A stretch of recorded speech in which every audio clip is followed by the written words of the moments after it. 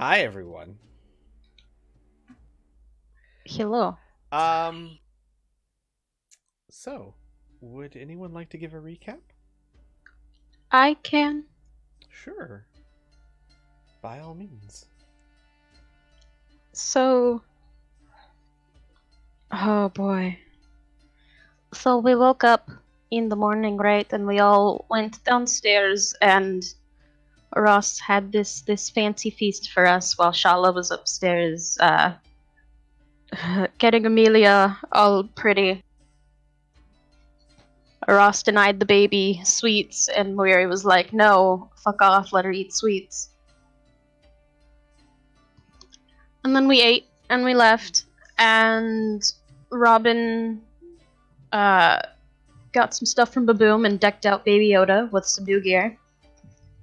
Uh, Shala is in the midst of finding ways to make it difficult for Rhea to cast spells, specifically while summoning Portly. Um, Weary and Rhea both wrote some notes, one to Cressida and one to Rhea's mom, uh, which Weary took to Baboom to have them uh, magically encrypted, and Baboom disguised their notes with some adorable little arts. Mm-hmm.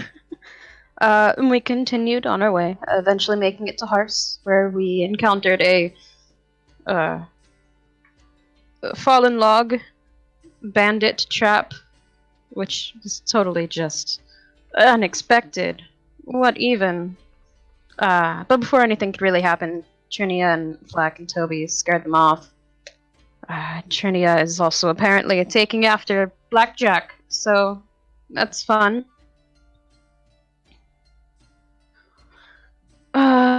They led us to the home of Carlo's friend. I don't remember how to say his name. Hang on. Let me pull I that. know how to Keep going. spell it, Keep but going. I'll pull it on. yeah. So Yeah, Carlo's friend, it's with a long A. Just remember, long A. Jason. Jason. All right, who is an old adventuring buddy of Carlo's. Uh, and the rest of the team also got to meet Amelia's mom. Charging battery. And everyone thinks that, in Amelia's family at least, that she and Robin are dating. Claire's totally not on her way whatsoever, and Amelia's family is not at all coming with us on this new adventure. Uh, in Such which we need cowards. to go to the Blue Rune Qua and the Storyteller clan, who I can't remember their official title. But that's essentially where we left off. Oh, and Rhea's teaching Flack how to be a paladin. Yes. Oh, I'm so excited about that. He is too. Yeah, well done. I mean, last session was a whole lot of introductions and reunions. Go ahead and give yourself a gold star. And while you do that, just before we get the session underway, I would like everyone to give me a perception check. Oh no. Just the PCs. Portly counts as a PC. Mm-hmm.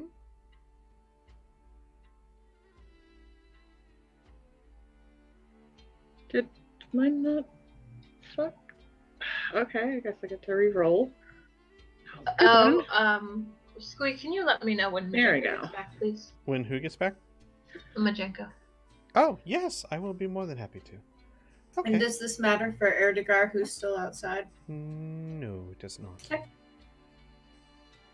This is something, this is a secret tool that we will use for later. Oh no. Oh my god. Alright, thank you. Thank you, everyone. God, yeah, I forgot how amazing Mary is with her perception. Jeez. Thank God. She can't talk, but boy can she listen. Alright, so, we ended last session where dinner was ending. Jason's son and his sons are going to kind of work through the night to get their wagons back into shape. As it was suggested, the best way for you to travel to the Cinderlands would be to use these wagons and pose as traveling either merchants or performers. It's really up to you guys and hasn't been discussed too much, but they are going to get them set up for you. Jason is also loaning you guys for the foreseeable future 4 horses, 2 to pull each cart, of which Vincarlo actually does not have any gold on him, but he's very good for it, and Jason knows. So that part of it is being taken care of. Whereas the rest of you are being shown to different rooms. This house is fairly large for a farmhouse, and there are enough rooms for everyone. It's almost like an inn, but as Jason's wife pointed out, he built it very big because he wanted to have a very large family, and they haven't filled it out just yet. Before you all wander off to bed, is there anything you would all like to do? Yes. Technically, Amelia is not wandering off to bed. She left the house at the end of the meal. So I'm in tow.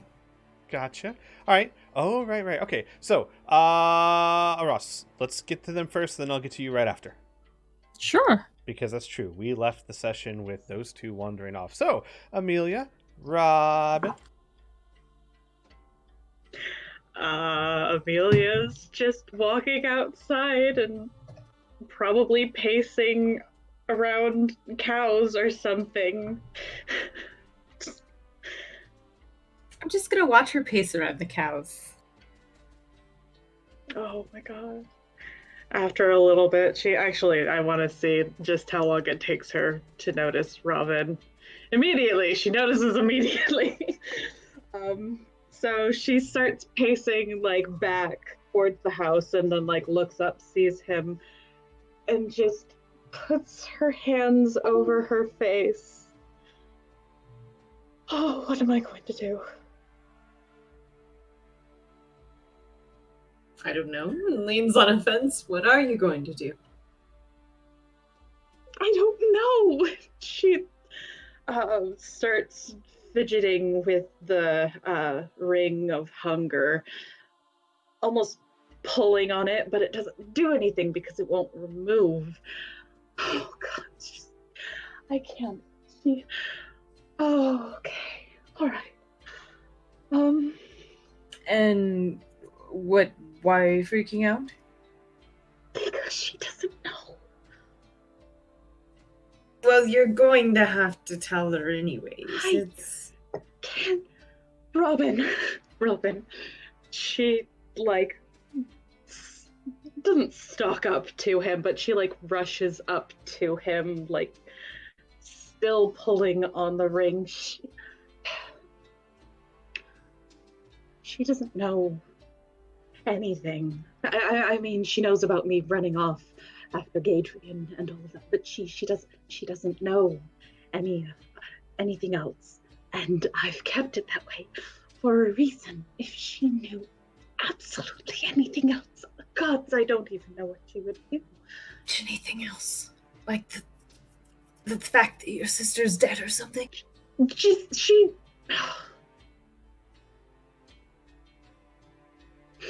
I mean, if she knows that, then the hard part's over. She shakes her head very slowly.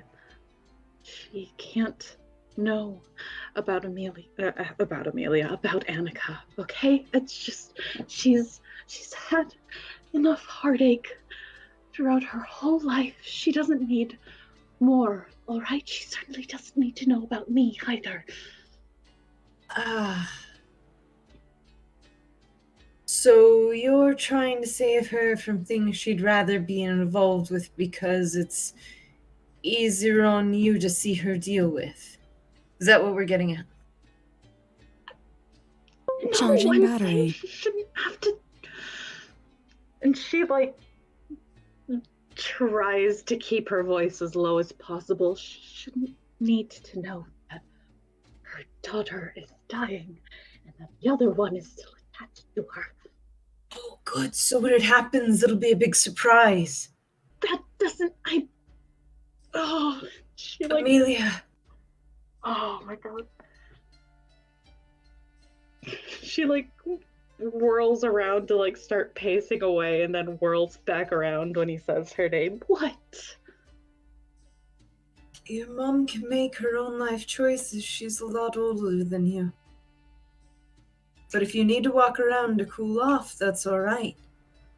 I just think people deserve to know the truth and not have things hidden from them when it particularly would upset them. I know that if given a chance, saying goodbye to some dead people might make me feel a little more comfortable in my skin. And he'll offer an arm to her, and if she takes it, start leading her at least away from the farmhouse. She hesitates for a moment and then takes his arm, and he can feel the tremor going through her. I'm just gonna lead her out towards trees or something, somewhere there's like not animals and she's not disturbing anyone, somewhere she can just scream if she wants to. It's a little ways away from. Sure. There's plenty of trees around. It's not what I'd call a forest, but it's certainly a wooded area. Take her to a nice, pretty wooded area. I'll throw up some dancing lights. I will curse myself for not having that rug that me and Ross stole from the Arcona family. I mean, you can always run back into the house or something. I don't know. She probably still has it in her bag. It's cool. He'll just take off one of his cloaks, put it on the ground, and be like, how about we sit out here until you calm down? You're obviously not going to change her mind. And you need to think very hard on keeping something like that from your mother. Given the chance, I think she would rather suffer with it than have it be a surprise. Besides, you're not going to die. And just completely dismisses that with a wave of the hand.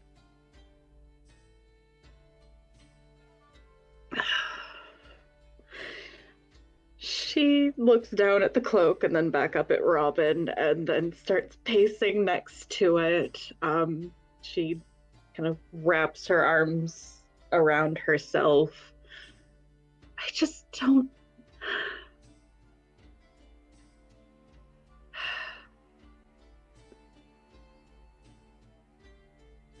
I don't know how to tell her. How am I supposed to tell her that? That I've been lying to her for 2 years. I feel like that'd be the easy part. It's quite the burden. Mom, I don't know how to tell you this, but, your daughter, my sister, I accidentally exploded and twisted with my soul and was really freaked out for a very long period of time because that's not necessarily a normal thing to happen. Didn't know how to tell you, and I've been suffering with it for a long time and uncomfortable. And I apologize for not telling you and accept your help in the situation. By the way, we're fixing it. You could add that last part in if you like.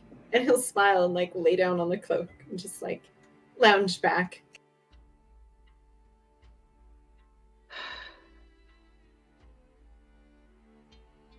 Not good enough?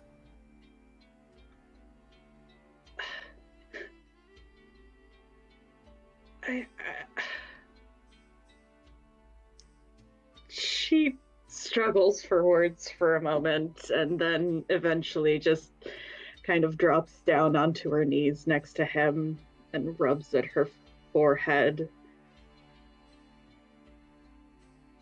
I'm just not good with words. I've never been good with words.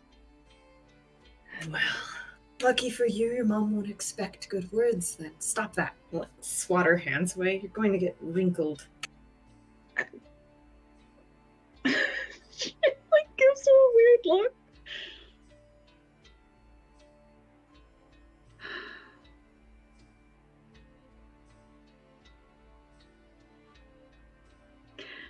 She pauses for a moment, and starts and stops herself from chewing on her lip. Did you say something to my mother? About, and she, makes a vague gesture between the two of them. No, I didn't. I mean, I didn't go out of my way to correct her necessarily, which if you want, I can, and, sits up on an...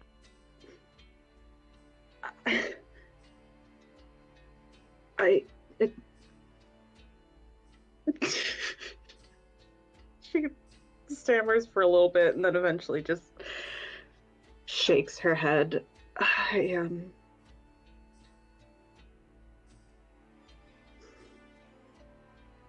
I don't know what to do with any of this.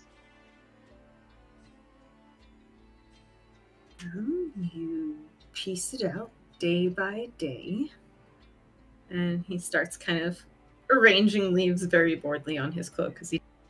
And eventually, after so much time, which you're going to have plenty, of course, you will be able to get it all out and be done with it.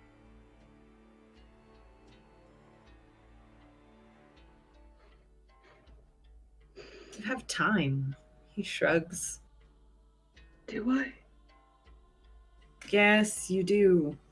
Do you not trust me? Do you not think I'm that great? I can pull lots of souls out all the time. Sits up, waves, makes his dancing lights flash a few times dramatically. It's not that I don't trust you, Robin. If I didn't, I wouldn't have told you any of this to begin with.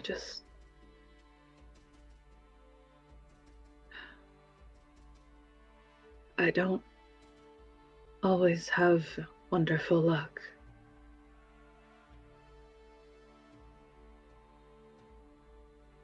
Well, it can't necessarily be worse than mine. So maybe 2 bad lucks will make some sort of positive occurrence. Maybe.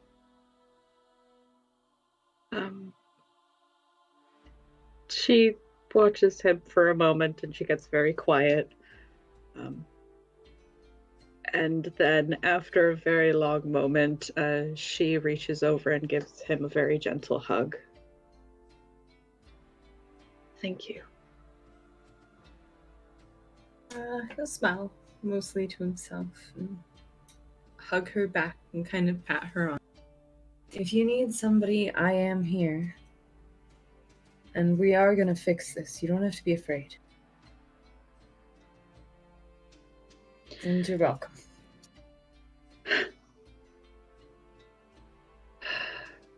Should I tell her tonight?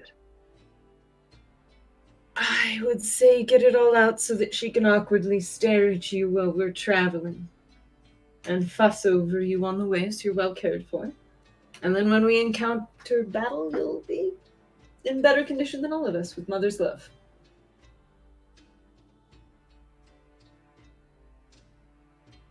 She winces a little bit, but nods slowly. All right, then.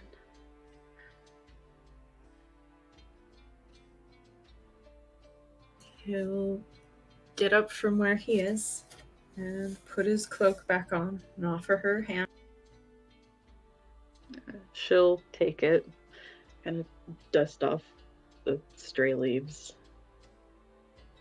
He'll slowly walk the dancing lights back to the house, kind of meandering and letting her kind of get her breath, experience outside before she goes in and faces what she knows she's going to.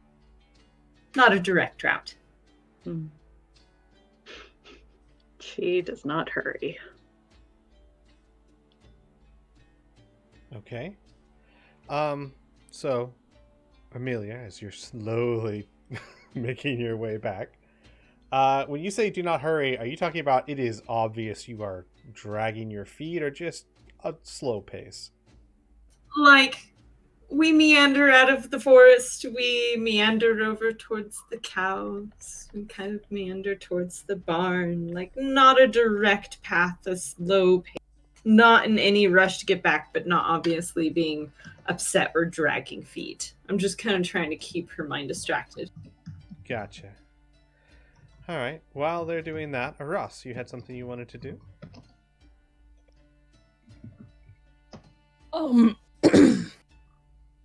Yes.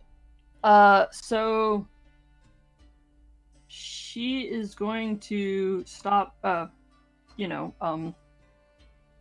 after she's finished drawing her chicken, go and find Rhea. Uh-huh. So that it would be early in the evening still. Correct. Yeah, after dinner, before bedtime. Long before bedtime. But she would hold up the artifact that we got from Neolandis and say, I think it would be safer if Isolanda stayed in the mansion tonight, where we couldn't detect her. And I'm not really wanting to go play with my demons again tonight. Can you take this? Oh,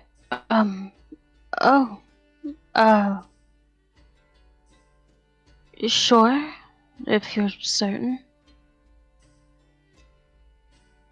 I mean, at least for tonight.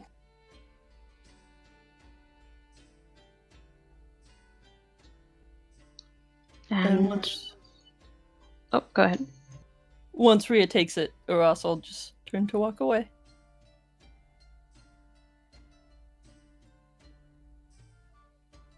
Forgetting to maybe, do you need instructions or Right. assistance?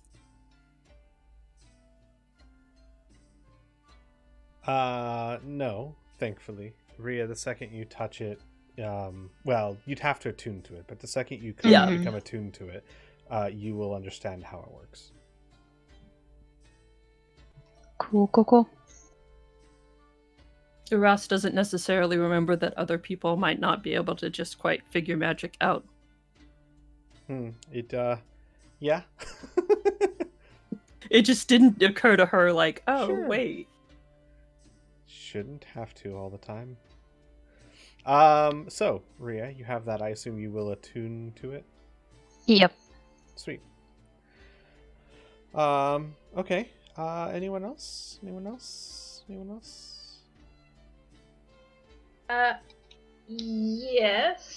As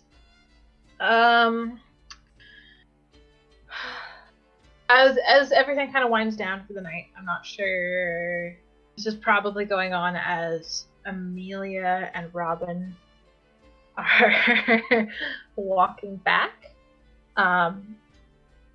Mary would like to pull Shala and Aras aside. Okay. Shala comes with you. Yes? Is everything all right? Very much so. She will find probably an empty room and sit everybody down and take a long breath.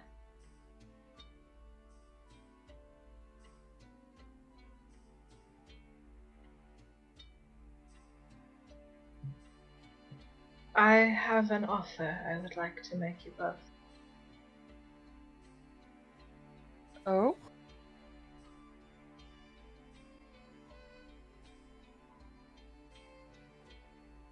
I'm afraid I have little to offer you but what you have already seen.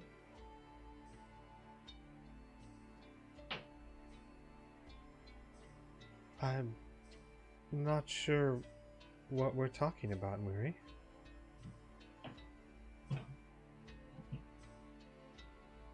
I would like to offer you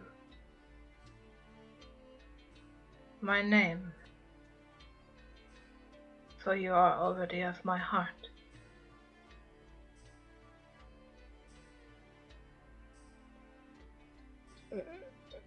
Shala looks at Aras. She looks a little confused.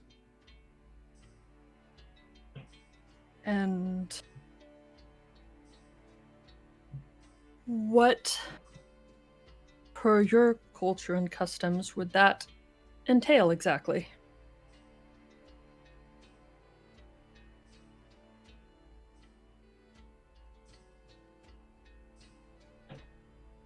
Well,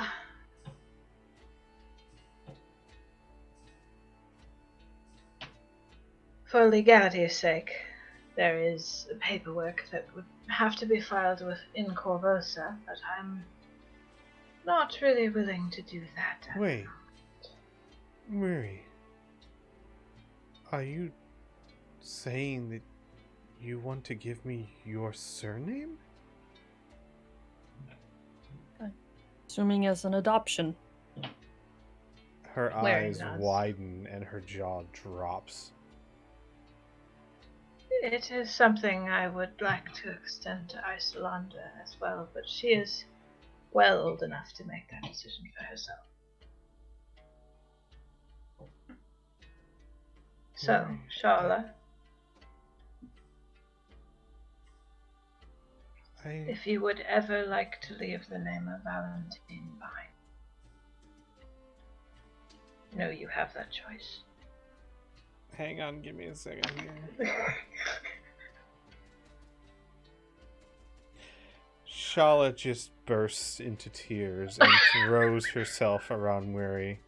Yes. Yes, absolutely. I don't even know what your last name is. I don't care. Yes. Oh, yay! Aras is just kind of standing there. And Aras, you get pulled into a hug. Mary hugs both of her daughters. Oh. Never had a mom before. Oh, wow. Never had much of a dad either. Well, you can have one. Shala. I don't know, Robin's old enough to be your dad, technically. Oh, wow. He needs all the practice he can get, man. That sounds like an offer, Robin. Wow. You probably have to fight Baboom for it, sorry. Yeah, I was gonna say, I thought Baboom had, you know. What are you guys talking about? I don't Uh-huh. Mm-hmm. Shala takes a few minutes to collect herself. And then will hold Murray at arm's length and take one of her talons and say, yes, absolutely. What is your last name, surname? We take the name of our homeland. My name is Murray Corvosa. Her eyes widen just a little bit, and then she nods. Shala Corvosa. A lot better than Valentine.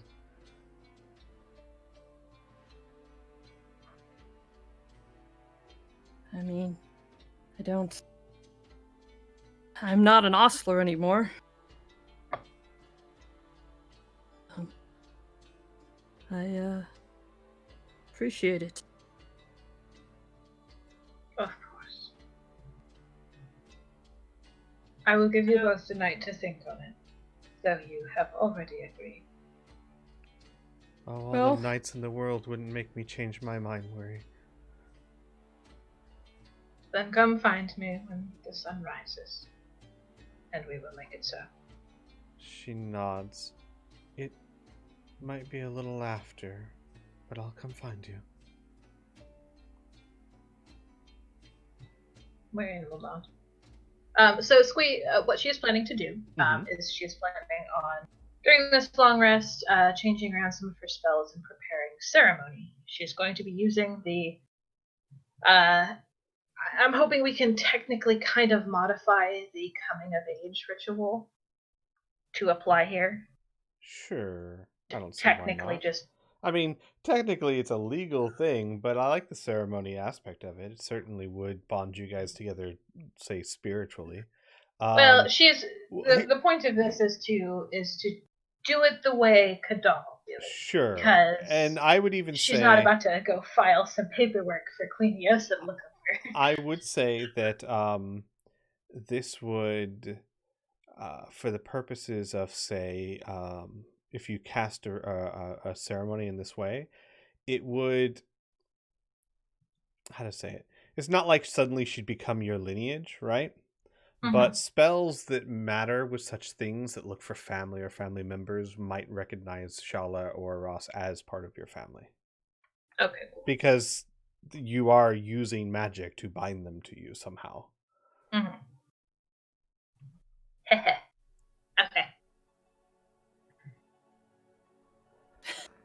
Yeah, nobody's gonna grow any feathers. You're fine. I'm rethinking this. What did you do? All right. Okay. Shala does denote it might be a little bit after sunrise, as she has plans in the morning as usual. That is okay.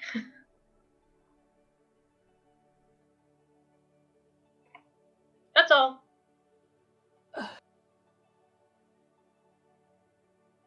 So, hold on. I'm sorry. Go ahead. Sorry, go ahead. Would you explain that you wanted to do this coming of age ritual? Yes. So she would say,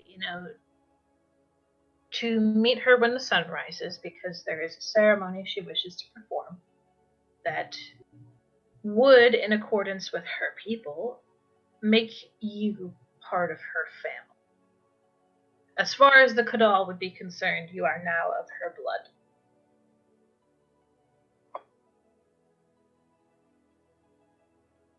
Is it... I guess I'm being technical, but a Ross would really... It matters to her if it's specifically a coming of age thing. And I'm not saying no, it's just she would be curious. I am, as a player, repurposing the coming of age ceremony, the ritual from the ceremony spell, because there doesn't really. The other closest thing would be marriage, and that's not really. No. I completely get that. Like, from a mechanistic standpoint, it's. In character, this is an adoption ceremony. This is not coming of age. Okay.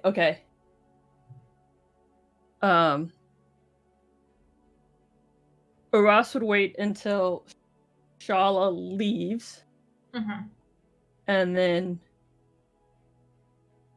she would explain, like, she would ask, is this a typical Kadal custom for coming of age? Like, I'm just giving you that option as a player. I'm wondering, or like, I'm not making any sense, I know. It's fine.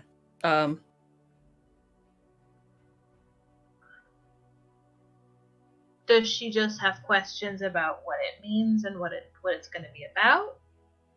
Yeah, kind of what it means. Specifically to the Shawanti, coming of age means something very specific. You're sent on a quest, and she'll explain this to Moiri. Okay. You're sent on a quest called the Black Walk, and it's your trial, your coming of age, and your acceptance into the tribe as a member of the tribe. And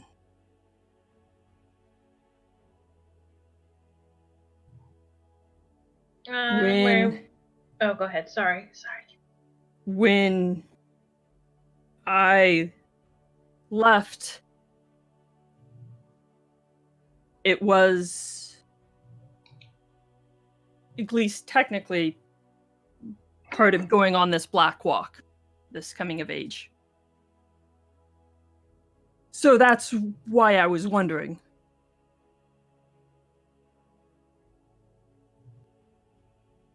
I mean, You are wondering if the Shawanti consider you of age.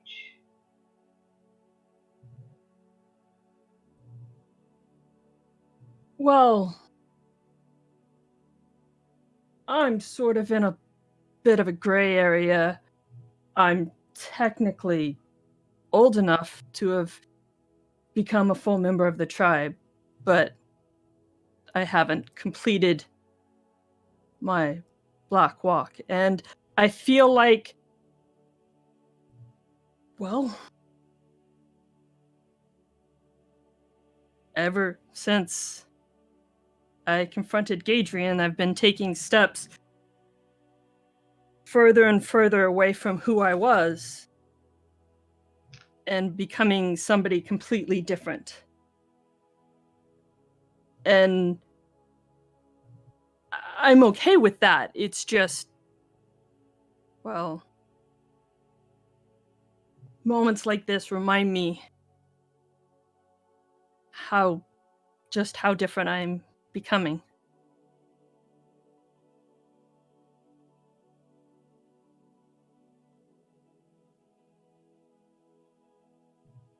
Is it a change you dislike? No, actually. I mean, as Arlen, I was, well,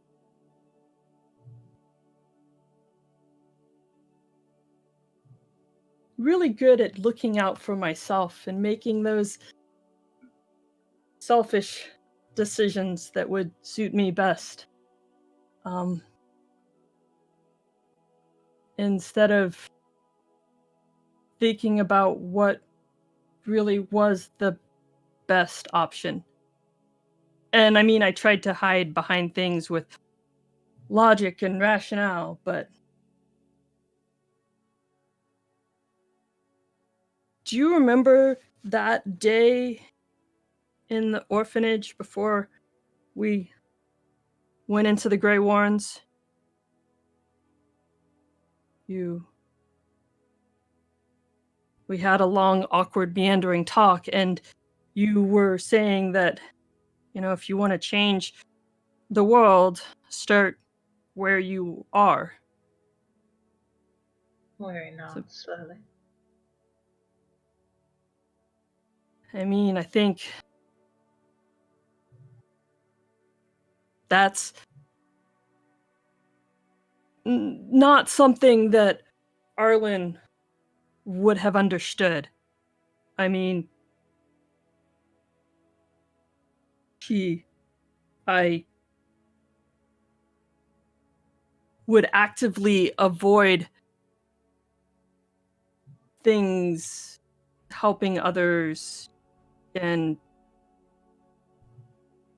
self-sabotage becoming part of a group when I was with the Shawanti.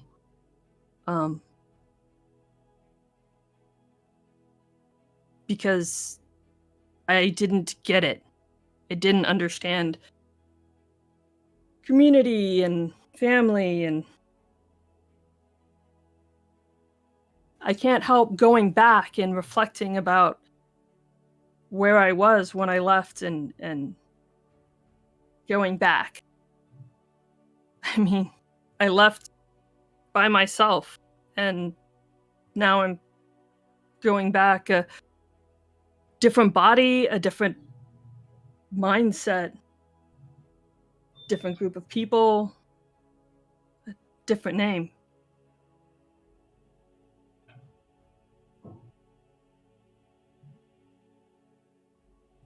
Then I'm really thankful and appreciative. And I'm okay with stepping away from everything who I once was.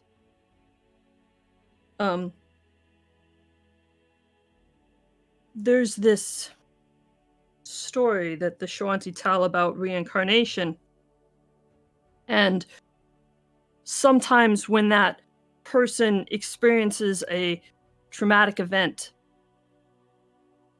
it has such a great impact on who they are that they, even though their soul is returned, they can't really go back to being who they were before. And when they go back to the tribe, they have the option of signaling this very permanent change by introducing themselves by a new name to signal that, you know, I may look different. And like, if I went back and introduced myself by the same name, I may look different, but I'm the same person, you know, inside. But by introducing yourself by a separate name, you're very clearly signaling I'm not the same person.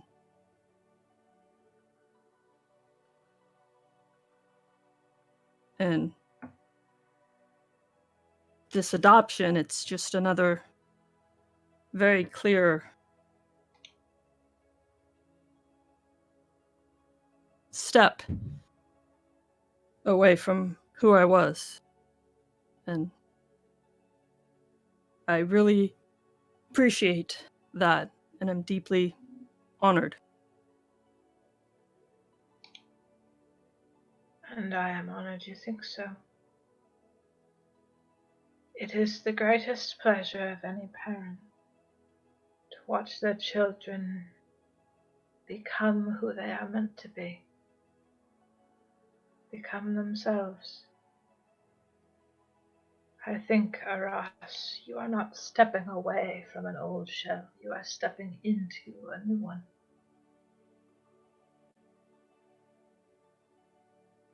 Stepping into a new shell. Stepping into a new home, a new family. I like that. Plants do not grow away from the soil.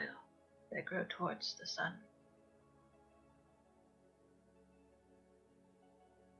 I will, I'll keep that in mind.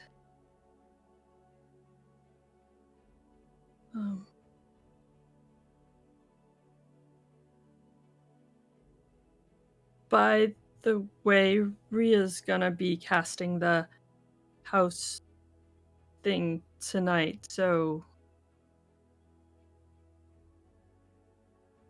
I don't want you to or other people to make dinner again and we not eat it.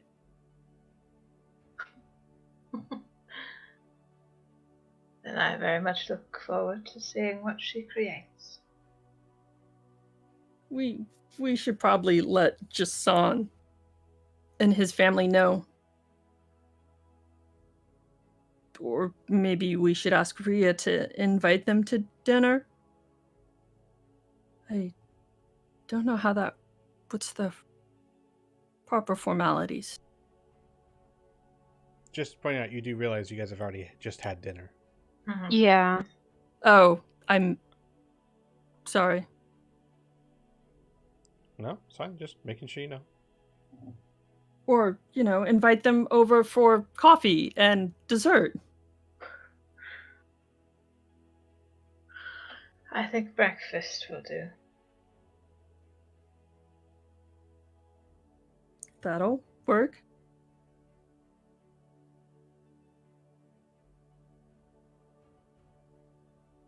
Whatever So, Ross. happens, Aras, and whoever you decide to be, I'm glad to be here with you. So, I'm glad you're here with me as well. And I hope you know whatever happens when we get back to the city. I mean, you won't have to go it alone. I know.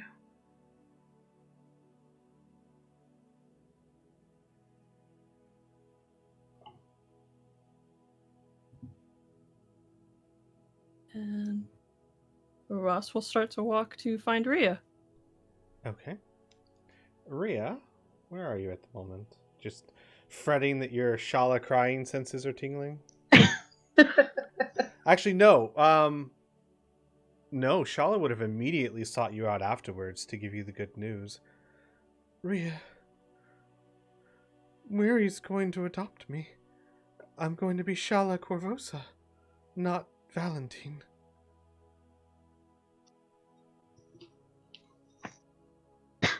Oh, well, that's good then. I'm happy for you.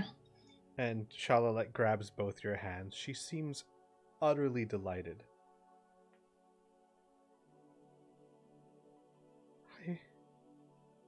I never thought about it, but I never liked being a Valentine, what they stood for. The world loves them, but they're a lie.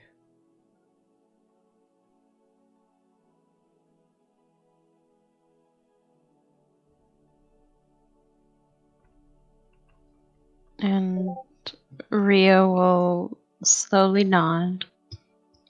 What matters is that you're happy. I am. Now. I know I've said this 1,000 times, but thank you.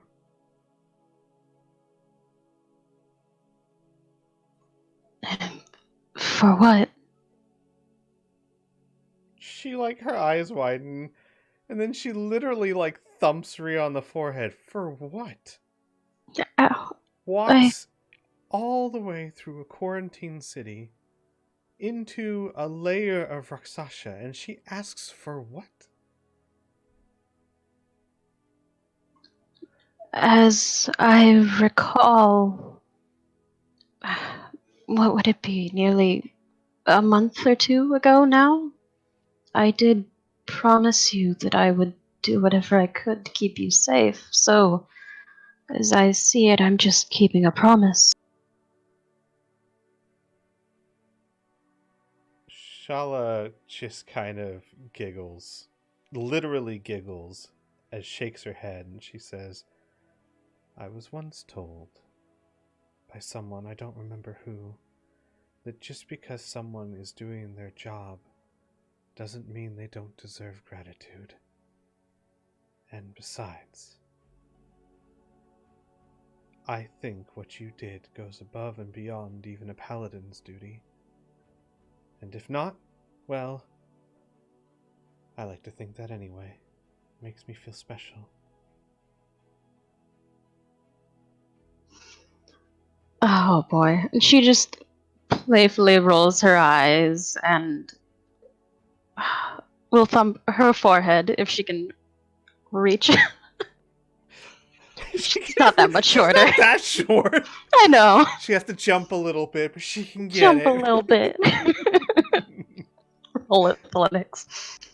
No, but she will roll her eyes and be like, you are.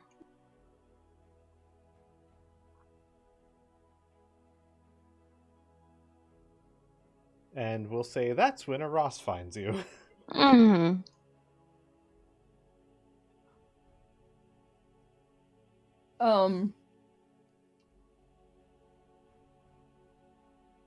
Sorry. Ross walks up and says sorry. Unacceptable. No, she's gonna look to see if she's realizing stuff is going on. Just Ross turns incredibly Canadian for a moment. Yeah, I mean, She's trying to see if it's a good time to approach. It's not hard to see. Basically, Rhea and Shala are hand in hand. They look like they're laughing about something. I mean, if you're attempting to approach Rhea whenever she's with Shala, it's probably always going to be a moment. You might as well just do it. You'll never talk to her again otherwise. Okay. So I know that we just ate dinner. So, and then I gave you the mansion to cast that. I thought it would be cool to invite Jason for like dessert, drinks. Isn't that the polite thing to do? Oh, I. Sure? I mean, to at least repay them for their kindness of the food. Or at least to let them know maybe some of us won't be sleeping here.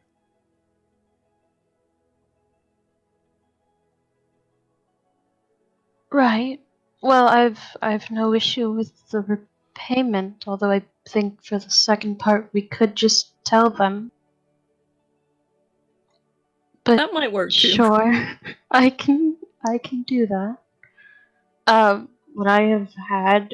I don't know if it would have been enough time by now to attune to it. Sure. I mean, no, the game's broken. Yeah, no, it's fine. God damn it! However, I will let you know, just to save you a little bit of time. Jason and his sons would politely decline. They're going to be working through the night to get the wagons ready. And Jason's wife is currently putting kids to bed and then planning on going to bed herself. You can talk to them, of course, but they would be declining any such offer simply on account that they've got too much to do. Mm-hmm. It's like a Ross has no idea of how to host people or be polite. your maitre d' does, though. Oh, that guy. I wonder what Rhea's will be like. Oh no. He says, knowing exactly what it would be like. It's just her dad. All right. So, Robin, Amelia, you make it back to the house, more or less. Are you sure we're not attacked by any bandits on the way in? That's okay if we get attacked by bandits. Amelia, no. Very peaceful. There was a cow. I will say that you would see Jason and his three sons working on two wagons. Most of them seem to be repairing wheels and reattaching them. The youngest one is giving one of the wagons a fresh coat of green, like bright green paint. Oh, that's going to be very, very bright from off the road. Do you want Okay. to talk to them? No, I don't want to talk to more people than I have to right now.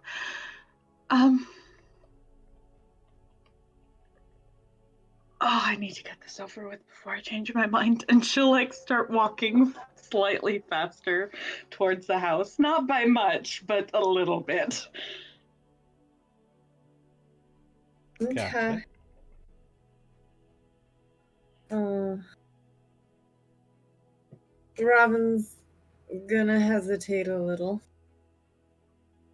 Do you want me to come with you? Oh.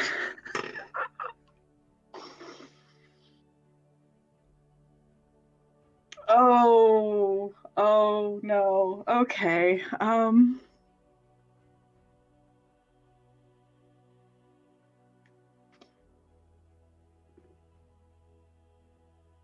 She's very quiet for a moment. And then maybe just yes. He nods and will keep up with her.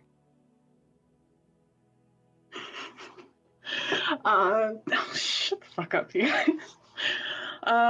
She will head into the house and look for her mother. You would find Ilda helping Jason's wife get the youngest to bed, and she would come out of the room right when you kind of walk up. Is it just you? Robin with you? Yeah, he's with her. There. Gotcha. Oh.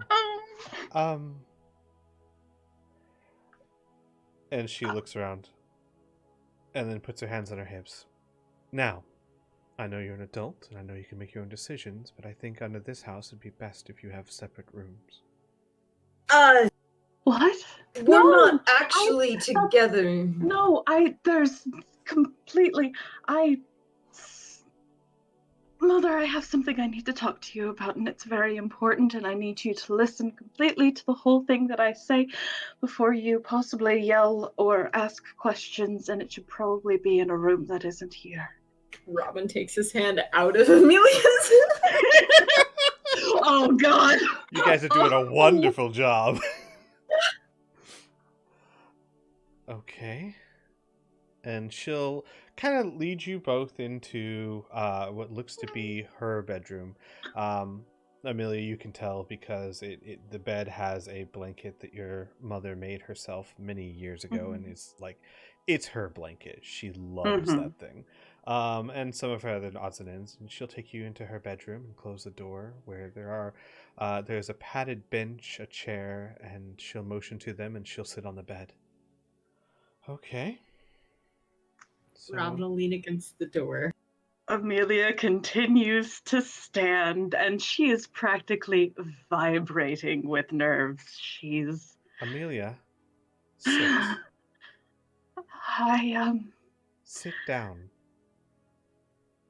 She will slowly make her way over to the bench and sit, and like it starts off still, and then slowly her foot starts bouncing nervously. I'm gonna go sit next to her. I'm gonna put my hand on her knee and like hold her foot to the ground and look at her quite seriously, even though I probably can't because that ring makes her so much stronger than me. You can tell her it's going to turn out all right. I mean, it's a little weird, but just say it, Amelia. It wouldn't be the first half-elf in the family. What? Well, that is what you're talking about, right? No, not. Hang on, I need to roll an insight real quick. I mean, I'm sorry, but the way you guys are acting... Oh my God. It totally Listen, seems like man. you're about to tell her there's a bun in the oven. You can tell her. It's Listen, only a little I weird. understand that Amelia had no clue until this one fucking moment. Her face goes so red. Poor Robin is not helping. Oh no. That would honestly be so much easier to talk about. Oh God. And she just like already. she just like stands up and starts pacing back and forth. Honestly,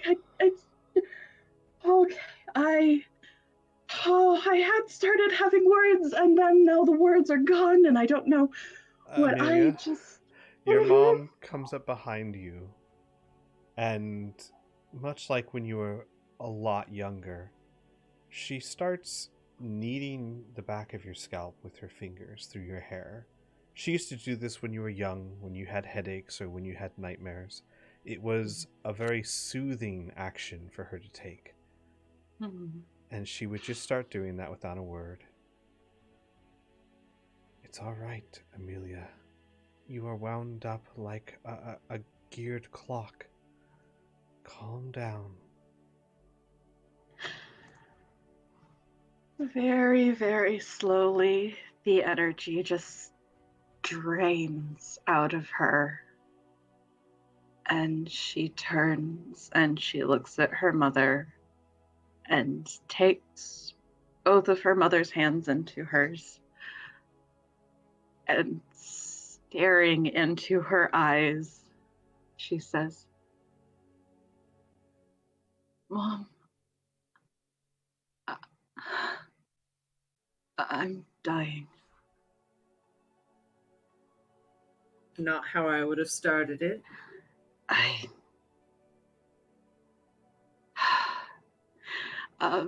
very carefully, she leads her back to the bed and will sit down next to Ilda. 2 years ago,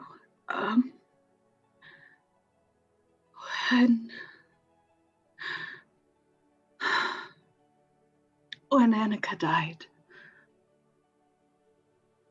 you know that I found her, but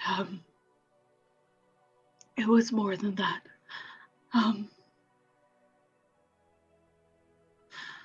Rolf had done something to her, and she wasn't. She was undead, and Gadrian killed her in front of me, and to stop her from leaving, I took her soul and I bound her to me. Her eyes widen. What? What does that mean? Shh. Oh, she closes her eyes and squeezes them shut. Annika's soul, or at least a large portion of it, is bound to mine. It's tangled together. And because of that, it's been building up a necrotic energy in me, and it's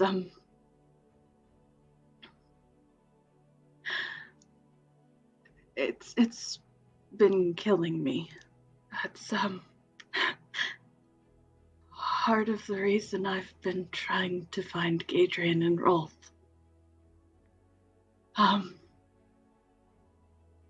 But Robin has been very kind, and he has some experience dealing with souls and such. He's helped a great deal, and he should be able to help with this as well.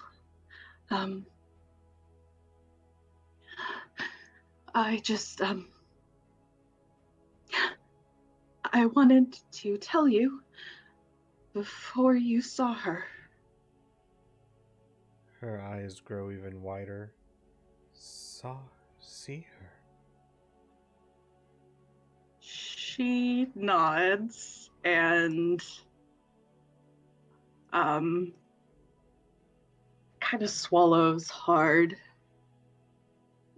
She's still here. And she puts a hand to her chest.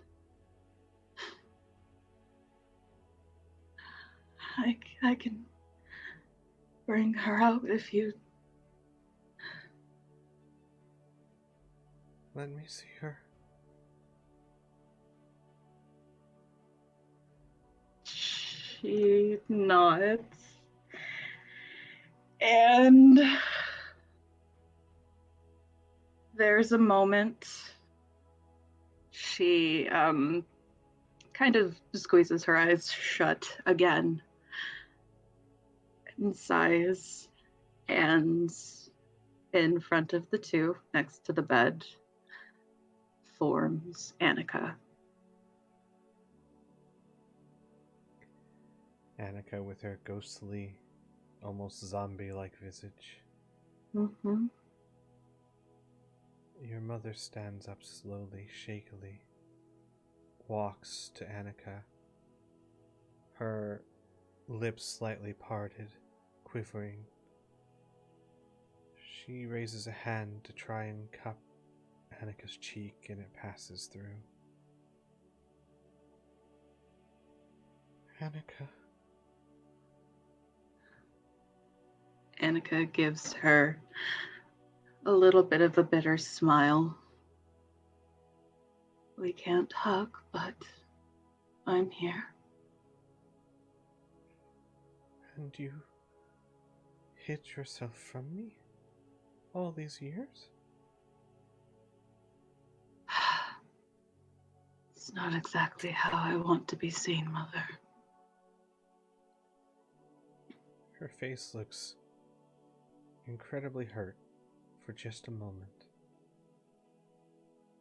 And then she closes her eyes, and her whole body seems like it's trembling.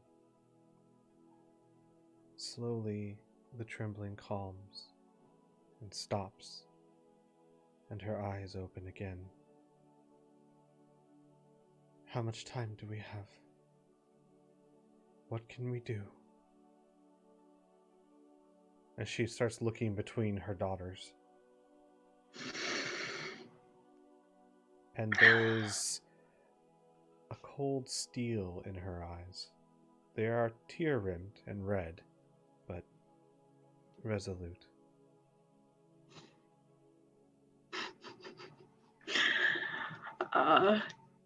A lot of tension just drains out of Amelia, and Annika gives her a soft look. Well, I suppose that would be up to the resident expert to determine. She looks back at Robin. Ilda would turn to Robin. You say you're not with my daughter, but I saw your face when you spoke of her. What is my daughter to you? Wow.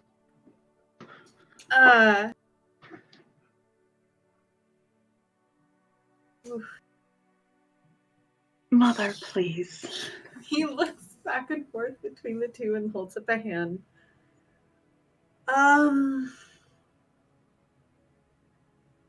Your daughter is somebody that I find I have a lot in common with, who understands a specific hobby, if not obsession, and I relate to her plight in a number of ways.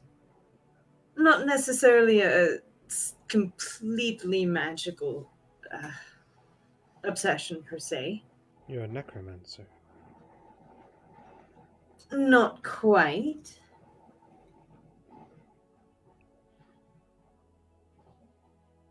She looks at Robin patiently, but with, again, red, tear-rimmed eyes, but resolute. She's giving you the mom look. I am a walking corpse.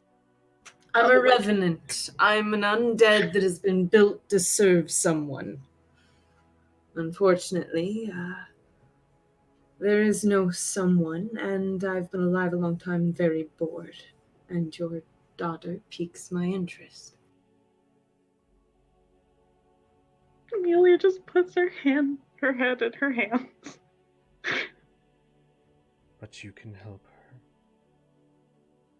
Both of them? Yes.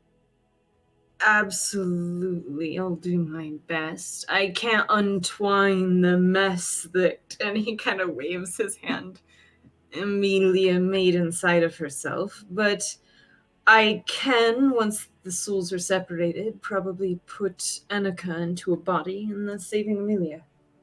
Shouldn't take much, just looking for the right body and a good necromancer. A body? You would have to kill someone? The long sort of method, yes. She closes her eyes again.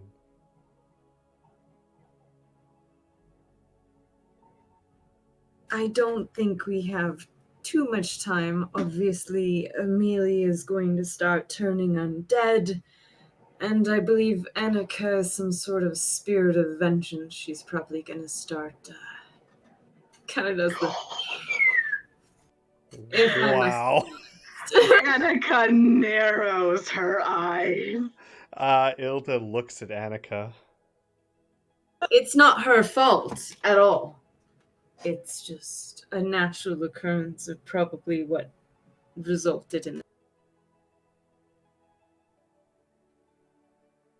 How can I help?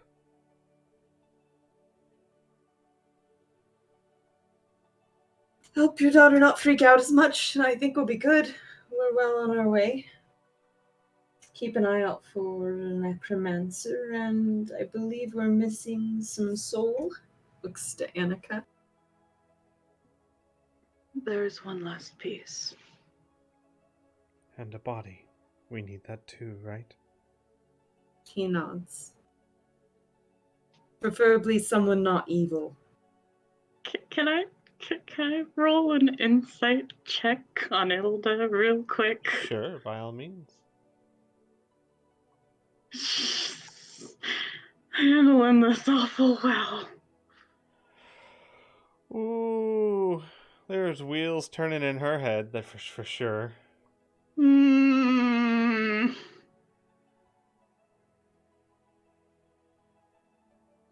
Body shot.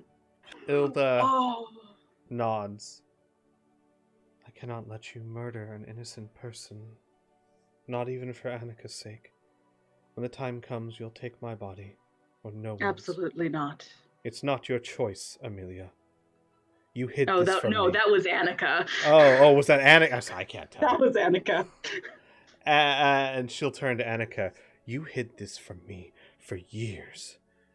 You think you have a choice in it now? What would you rather? Kill some poor woman on the street? Some innocent that didn't deserve this? You think our family will erect this on someone else? Well, I did offer someone who wasn't entirely innocent and who had been trying to kill us, but apparently that's not an option. And she looks over at Robin and then looks away. I'm not going to put you in someone who's pretty much about as sick as my master was. Fine, Ilda says after thinking for a second. She turns to Robin. If no better solution presents itself, you will use my body. But I will be open to ideas. He makes eye contact with Amelia. I will ensure that there are further ideas, so this is not an option. Right. Whatever else you need from me, you tell me. And then she turns to Amelia and Annika, kind of takes a few steps back, and then addresses them both. In the past 2 years, I have lost one daughter, spent every night awake, wondering when the next daughter was going to get herself killed, chasing down a sorcerer who now, if I understand correctly, is a necromancer.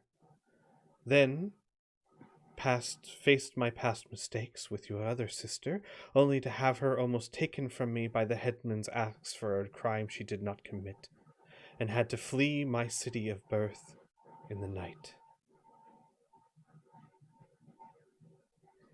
This is just one more event in the fate that our family seems destined in, and I am tired, very, very tired of being the victim. So, we are going to find out how to fix this. We are going to find whoever has her soul, and we are going to make it right. We know who has her soul, Mother. It's Gadrin. She closes her eyes. Of course it is. Well, I'm not a fighter. I'm not a warrior. I'm not a wizard. I'm not a mage. All I am is a mother that is sick and tired of being left behind and crying alone.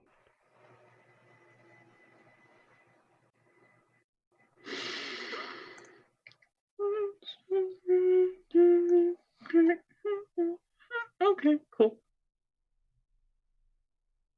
Amelia just nods and looks down at her hands. Fidgets with Annika's ring. You shouldn't have hid this from me. But I can't say that I wouldn't have done the same in your place. And she'll walk over to Amelia. But no more. I kept secrets from you, you kept secrets from me, but no more.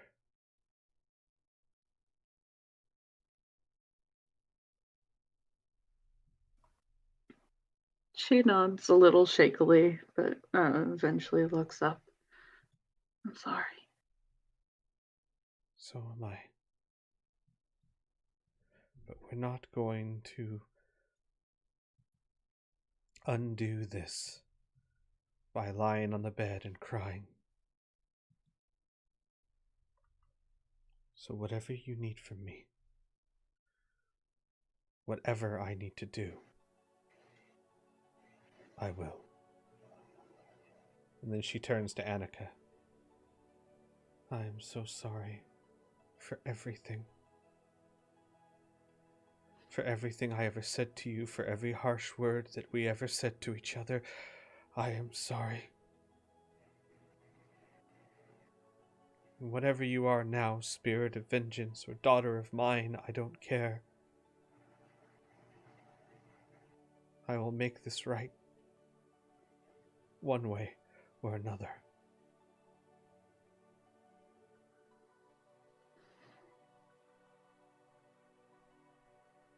Annika's quiet for a moment, and then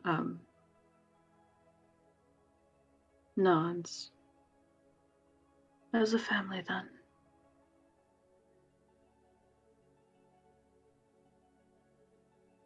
Can I insight the undead? Yeah, I mean, you can. She's there. No. You can see her. Ooh, yeah! Holy Wow. shit! Oh my god! Oh boy. Oh, Annika, what are you feeling right now? This is a family. She is spirit of vengeance.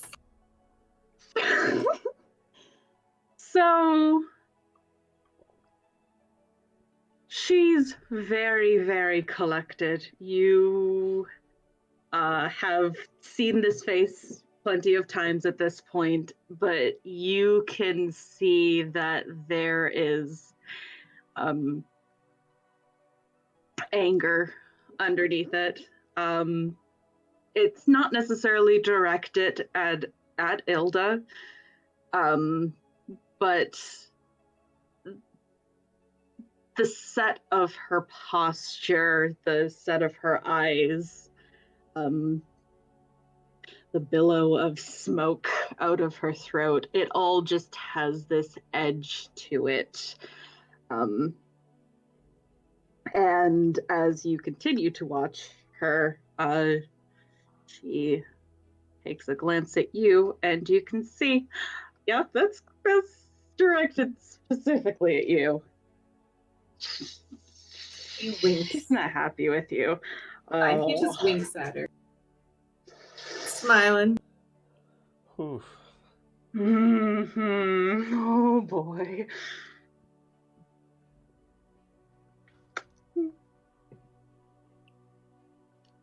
Well, I suppose we should all get some rest. We have a long journey ahead. If That you'd we like, do. I can tell Triana. I think going through this once has been more than enough for you.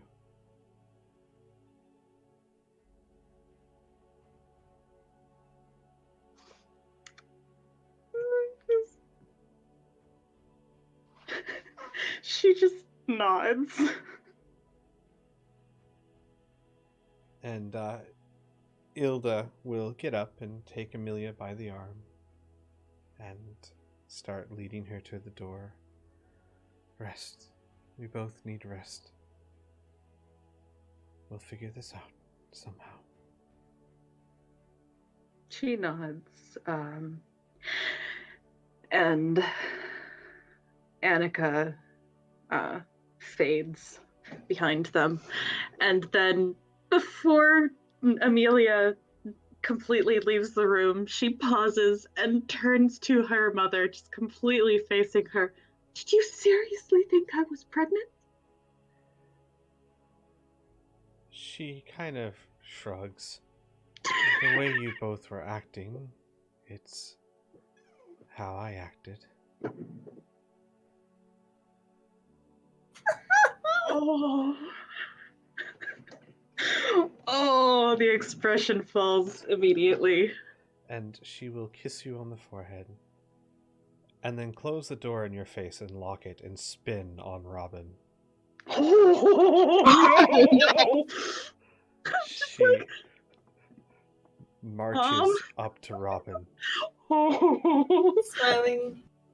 I want every book on necromancy that you can get your hands on. I want to read this and learn it for myself, and I don't care what they say. If it comes to it, you use my body, I swear, Robin. If I find that you murdered an innocent for them, I don't have power. I'm not a warrior and I'm not a mage, but I swear to God I will find a way to put you back in the coffin you came from.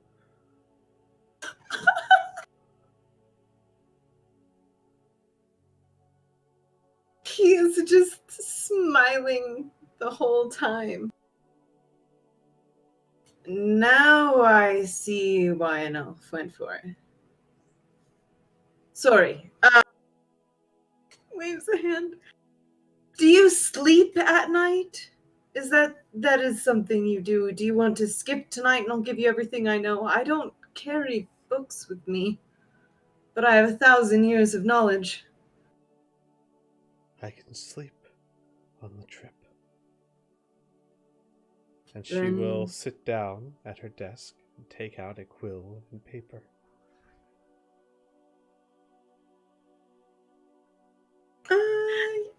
Continuous frantic knocking at the door. We're fine, Amelia. You- Get some rest. Are you alright? Okay. Poor Amelia. Good night. Good night, Just- dear. She stands there for a couple of minutes, just hand pressed to her mouth. Oh God, what just happened? And then Actually, he stands up and goes over and opens the door and says, "She is a wonderful beginning teacher, actually, and doesn't need to sleep very much." And gives puppy dog eyes to Mom. She sniffs.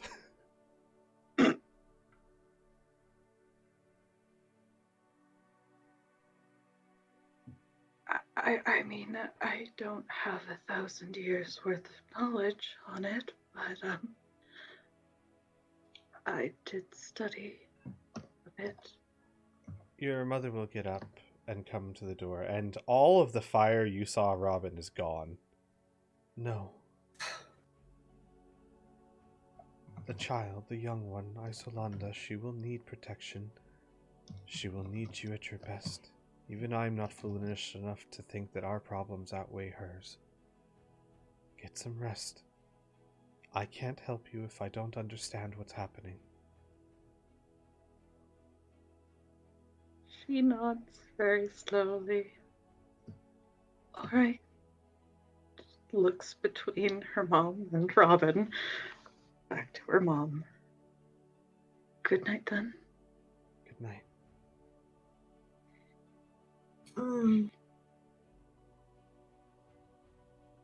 She will start heading off to the bedroom she was assigned. He will admit while he sits down on her bed, "I feel sick leaving the kid alone. I know that doesn't really make any sense, but I'm going to hope she's all right for tonight and do this." And he will just spew everything. Well, when you say that at first, she'll say, "Is this information that... Well, perhaps it's best not to say it in front of her." Fine. No. There's time, Robin. Go protect her. We can talk tomorrow. I assume, by your question, you don't sleep. He nods. Right. No, probably better this way. Give me time to collect my thoughts. We have a long journey ahead of us, so I'll just make sure to ride in whatever wagon you're in. And I'll keep my promise. It's your daughter's life, but I don't think either of them are able to make that decision. So if it comes down to it, he nods to himself. I've done enough. I'm willing to use your body. It's very painful. You'll be awake for about a week, and it's the worst thing you'll ever endure, and there will be no afterlife that I'm aware of. I've lived a full life. No regrets. Now, anyway. And I've given birth to twins, so I think I'll be fine.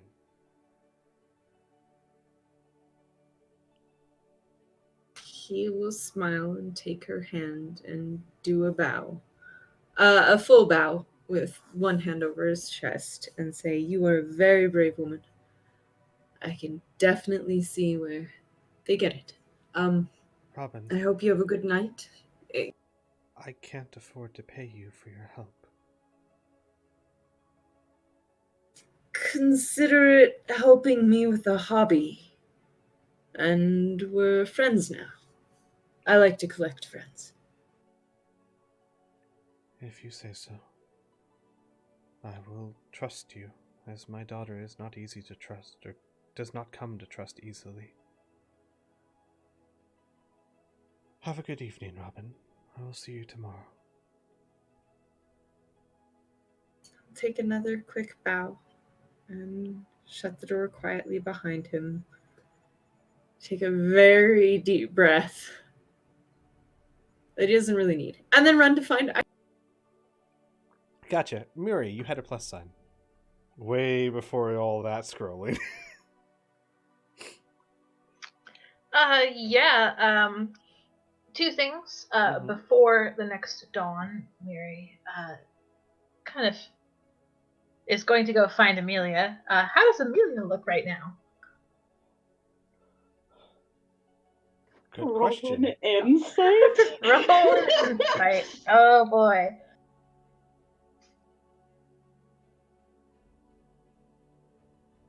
I bet that conversation certainly wasn't the way she expected it to go. Oh, it wasn't how she expected, but that's about what I was expecting. Oh, I fucking knew it, Squee, you son of a bitch. So Amelia's looking very pensive, very contemplative. She is fucking drowning in her own thoughts right now. She's probably like, she had headed in the direction of the bedrooms and she's probably walked straight past it, has just been standing in the hallway, like, back of her hand pressed to pressed to her mouth, and she's just frowning, staring into the middle distance. Gotcha. So Mary probably comes up behind her, says her name, waits for her to respond for a good 30 seconds. Oh, it takes a bit. Yeah, gives a deep sigh and very gently guide Amelia by the elbow over to the nearest chair. As soon as you touch her, she jumps. Oh, Mary. Okay. Hi. You look like you've had an eventful evening. I feel I've missed something.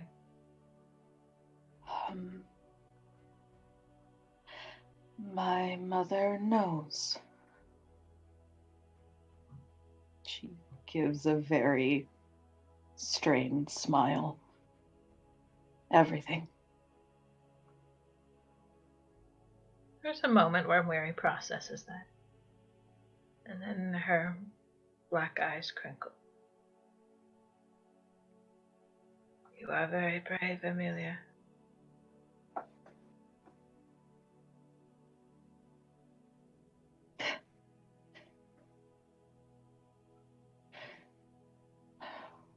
Doesn't feel brave. It never does. She turns to face you fully and takes one of your claws in her hand.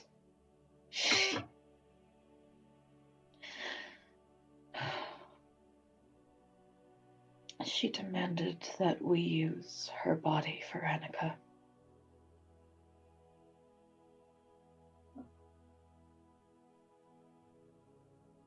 There's a long moment of silence, and Mary closes her eyes. I had thought she might. I don't think I would do any different.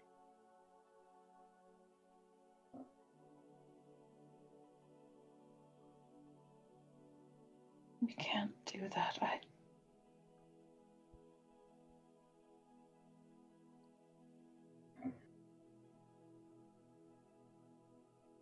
She shakes her head and lets go of Mary's hand and Mary Hey. holds on to Amelia's hand. roll a grapple. No. No. She Roll initiative. oh, shit.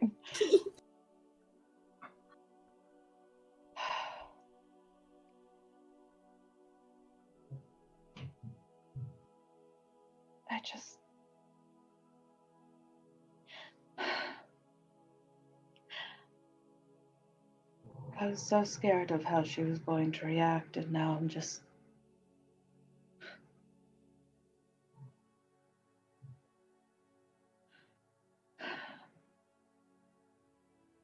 scared that she's going to throw herself into this and just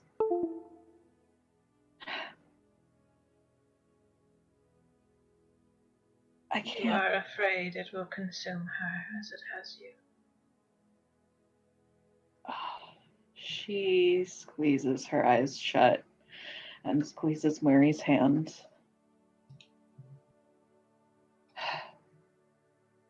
She has given everything to us. From the moment we were born, we have been nothing but burdens. I have been nothing but a burden, and now she's just going to throw the rest of her life away for us. I can't ask that of her. We can't.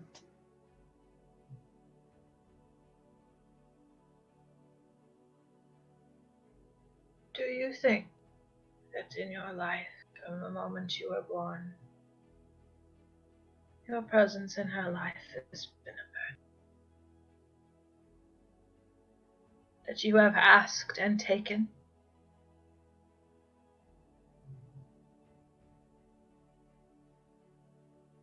Amelia, I can tell you that's not true.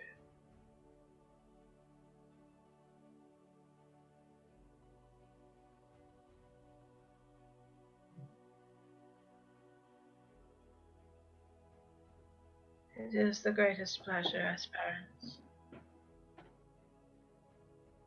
to give.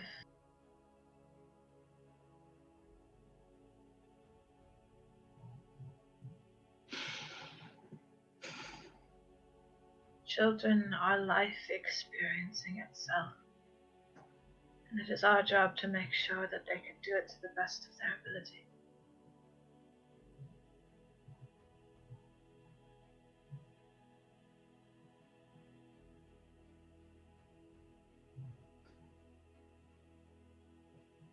She's very quiet.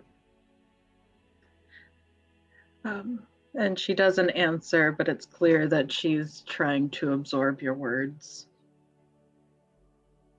Mary will very gently place a hand on your shoulder. There is not one moment since the minute I met you that you have been a burden. not once.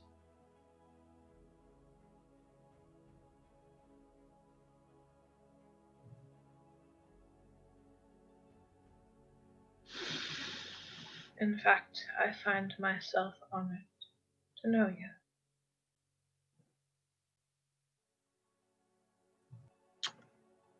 Yep, there it goes. So, of course, the tears start. But not like in a wave. They're just little tears that roll down her cheeks. And she nods and presses her lips together, trying to keep them from trembling. I should get to bed. Before you go, and she will very, very gently, because she has big old claws, wipe your face. I believe that it is something I have agreed to keep you alive.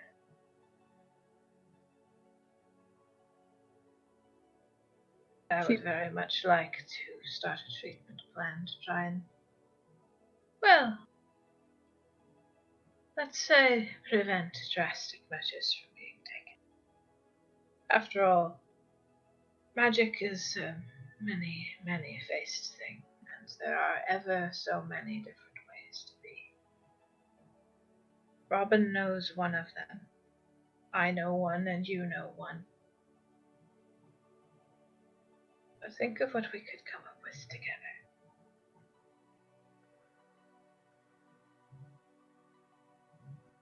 She nods slowly. I was I was planning on studying the runes that Robin showed me. Tomorrow at the cart, or on the cart. I'm sure we can talk about it then. She nods, and she will lean forward and press her beak into the middle of your forehead.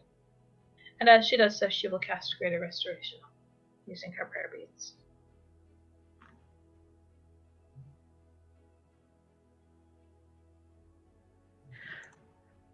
Does this have a significant impact on Amelia? Squee, lay it on her. So, Amelia, Mm-hmm. you are turning undead. I'm sorry to break this to you, but When were you going to tell this to me? there is no way to, through normal means, reverse or prevent the issue. And why does my music keep stopping? But there is a way to delay it, to slow it down, and that is through the use of Greater Restoration. If Greater Restoration is cast upon you, you now currently, at the moment, are, if you're healed 4 less hit points than whatever you actually healed, correct? Because you are turning undead. If Greater Restoration is cast upon you for 24 hours, it can remove that effect up to 5 points. Oh. So, where you can cast Greater Restoration, it will slow the process. It will not stop it, but it will slow the process of you turning into an undead and allow you to receive full healing for that 24 hours. Of course, once you level up to where you're getting like 6, 7, 8 points less, she would have to cast 2 if she wanted you to receive full healing every time you get healed. Mm-hmm. And if I remember correctly, this means that Annika cannot possess her. Correct. Oh boy. Okay. You might want to bring that up. Yeah, Amelia doesn't know that yet. Don't know that. Yeah. Fair she point. doesn't. But yes, so on the bright side, full healing. Yay! There you go. Oh boy. Yeah, so she will kind of blink in surprise and give Mary a quick hug. Thank you. Where we go together. Don't forget that. She nods and she will actually head into her room to pass out for the night. Gotcha. So let me move things on a little bit. Who is staying in the mansion? And don't worry, Rhea, I will have you describe the mansion in a little bit, but I'm curious who's in the mansion and who's outside. I'm with ISO. Bold of you to assume I let anyone else in. Iso is obviously sleeping outside, so I guess you guys are with the cows. Right, I thought I'm kidding. Yes, the whole point of the mansion was for ISO. So obviously Robin and ISO and Rhea has to be in there, of course. Anyone else joining them in the mansion? I'm kind of torn because, yes, that's probably where Mary would end up, but I rolled the highest on my perception. Oh, Uh, I mean, if that's what that's for. if we're staying in character, not metagaming, yes, Mary will seek out Robin, actually. Gotcha. What about you, Ross?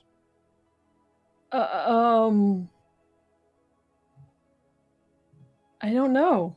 Crap. She's really torn and she's not sure where to stay. So she might just decide to sleep outside. Gotcha. Plenty of space. Rhea, would you Mhm. please give us at least a brief description of what the mansion for Rhea looks like?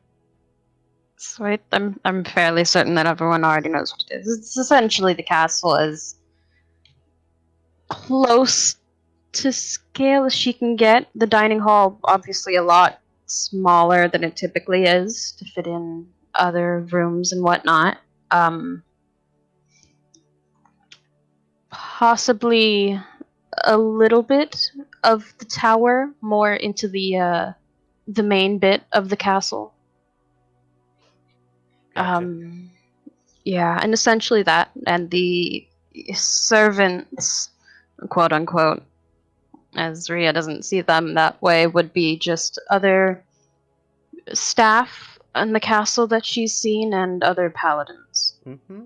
And I know you mentioned your father, but your father doesn't serve food or anything of the Mm-hmm. kind.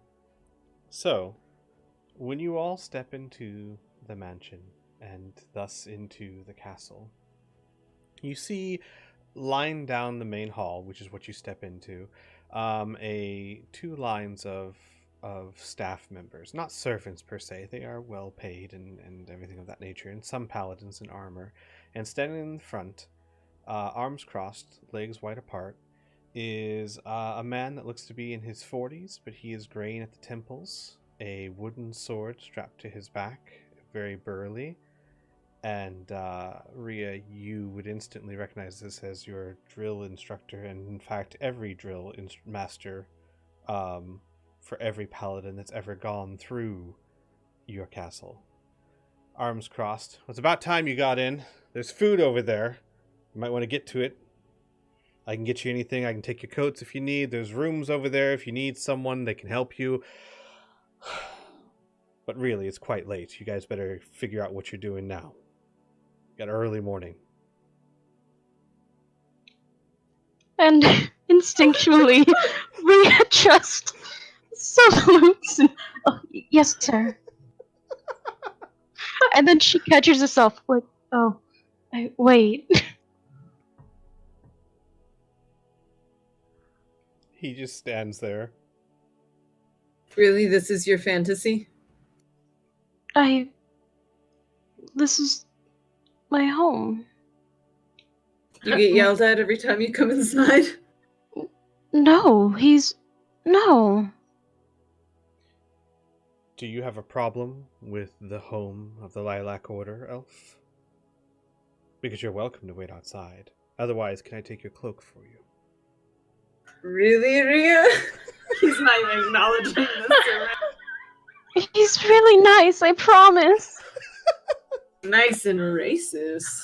Alright. Oh! And he'll walk past him and look around. Mary steps in after. Is this where you live, Rhea? I've never been here before. She's Bird. still panicking after Robin. Yes? It's quite lovely. Thank you. Robin, wait!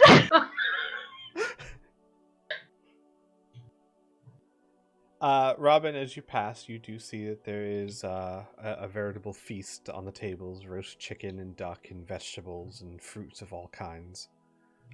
Giant goblets of ale and several casks in the background. If ISO is with it, he's gonna point to it and be like, psst. Iso would look at you and then where you're pointing.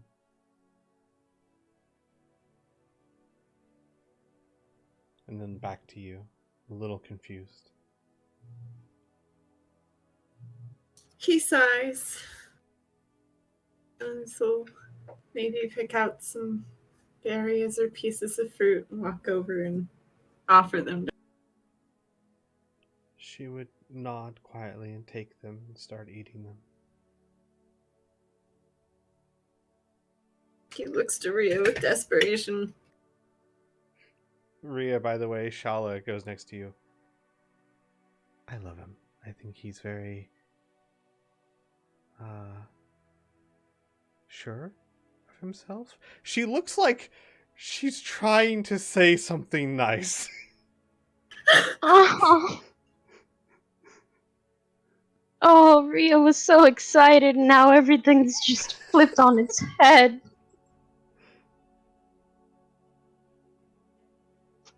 She's just got, like, a little pout as she looks from her and then over at Robin and shrugs, like, what do you need?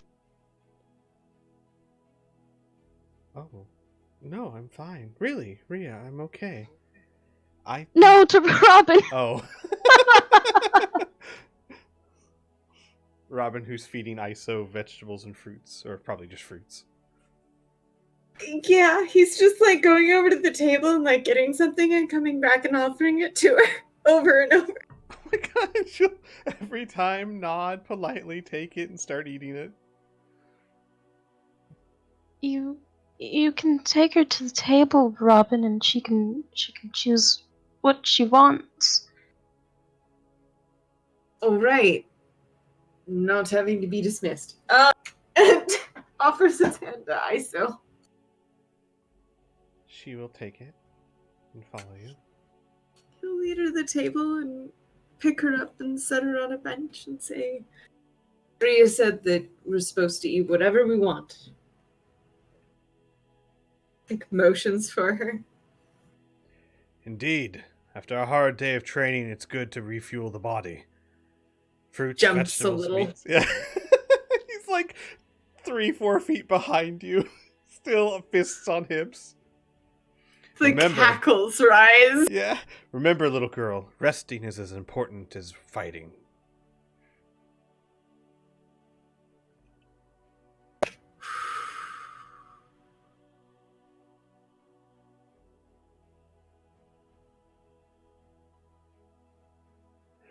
What was his name? Jaeger. You're so scary. After the river.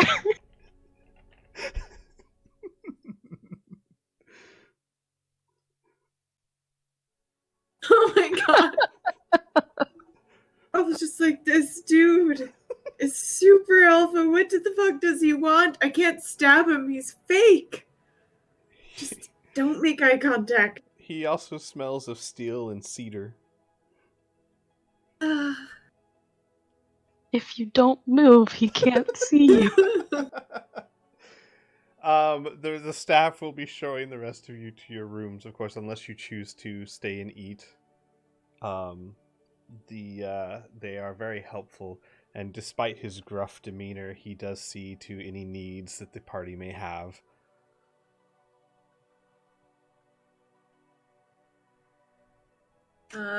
Robin will, before Isolanda is taken away, say, I'll come find you in a bit.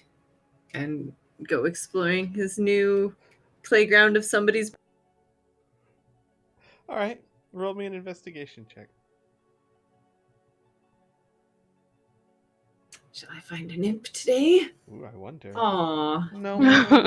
Nope.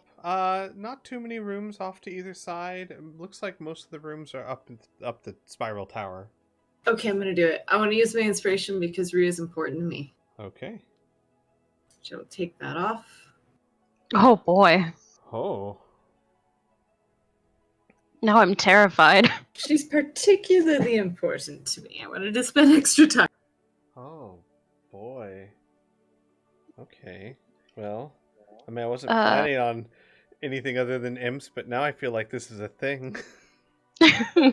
No, I kind of like this idea. The mansion is a peek into people's minds a little bit.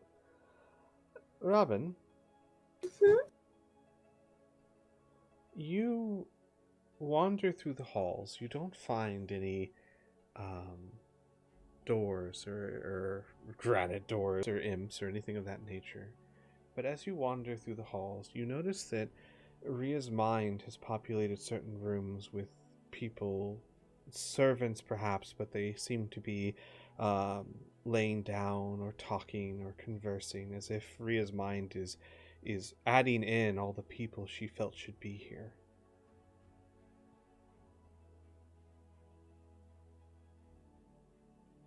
That's unique. And at one point, as you are walking down the halls, you... Also, I'm gonna take my time and kind of listen to people's conversations. They're talking about how wonderful the Valentines were tonight. Their performance, it was exquisite. Okay. And as you're walking down, you are exploring one room after another, and you come to one, the door slightly ajar, and you peek inside, and you see what looks to be an incredibly young Rhea. Her eyes gazing at another young girl, maybe 10, maybe 11. Dark, curled, jet black hair, violet eyes. This is Shala when she was young. And Rhea is kind of a few feet away, kind of shy, not wanting to talk to her. Shala is also being very shy and not speaking.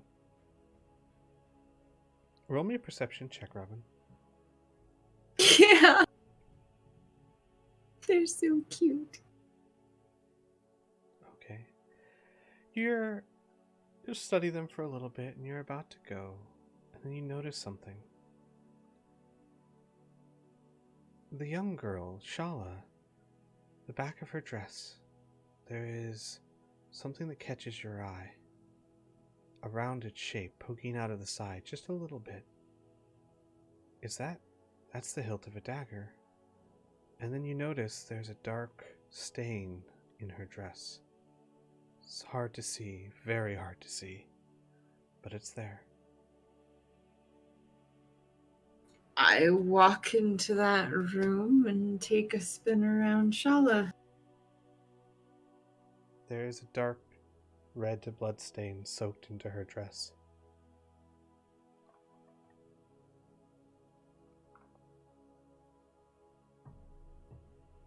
Oh boy. Does this look like it's a memory in time? Mm-hmm.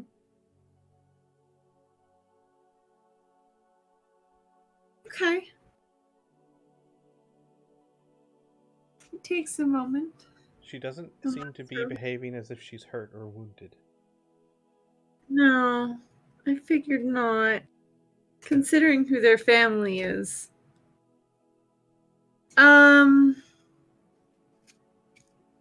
Does it look like there are any more of her family around, or is it just her? Like, I passed a number of rooms. Did I note anyone of her coloring? No, unfortunately, or fortunately, however you want to look at it, Ria was only watching Shala that night. She has very few, if any, memories of the rest of the Valentines from that night. Yeah, she only has eyes for Shala. Got it. Ria, roll me an investigation check. Let's find out if that matters. I don't know. See, as soon as it comes up, it's just gonna Mhm. go plummeting down. Mm-hmm. Investigation? Mm-hmm. 4. Ooh, nope, you didn't find This the is star. important, though. Okay. So I'm gonna, try and use my You investigation. did get a gold star. Oh, Ria! Ria! Oh, Ria, no. Why? Ria, you do notice that you do seem to be repopulating the mansion with people from your childhood memories. They are a little muted. Their facial features, most of them aren't distinct. As, memories when you're a young child, you remember more the events and the people, but not the features, not the details, right? Mm-hmm. The same is kind of true here, but you don't happen across this one particular room. Okay. She'd probably stop in on different rooms and just watch some of the memories unfold and move on to the next. You would hear them talking about the Valentines, which is not too surprising as this has been on your thoughts much of late. You definitely remember the night in question. Mm-hmm.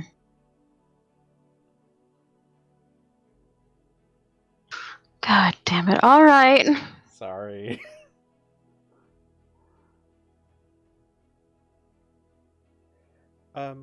Robin, as you're watching, eventually, Ria, I'll need a little help on this one. Did Ria ever approach and talk to Shala? She would have, yes. I know we went over it a little bit while they were at the castle. Mm-hmm. I believe it was that Ria approached and talked to her, but Shala was very much like drawn in on herself. Right. Oh my gosh, my music stopped again. So exactly is that you see Ria approach her and start talking to her cheerfully. But Shala, keeping her hands clasped behind her back, is very withdrawn and very quiet. Roll me an insight check, Robin. Yeah. I imagine he's pulled up like some sort of stool. It's like just sitting there watching them. She is a girl who is taught to keep a solid face, but it's very clear she is incredibly uncomfortable, maybe even distraught, and is hiding it as well as she can. And this cheerful girl who's coming up and talking to her, this seems to cause Shala to withdraw further in on herself.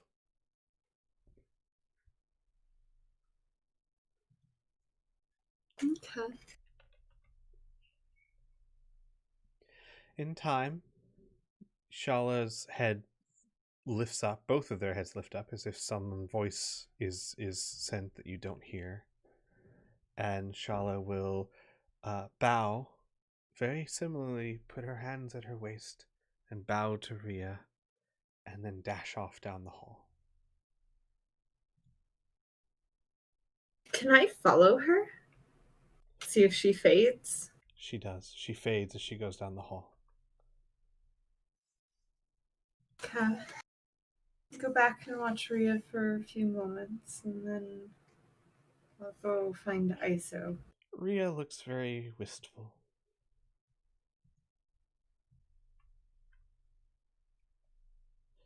And then you would find Isa with Shala, and I guess Ria, after your investigation, would you go back to Shala to help kind of get Iso situated, or?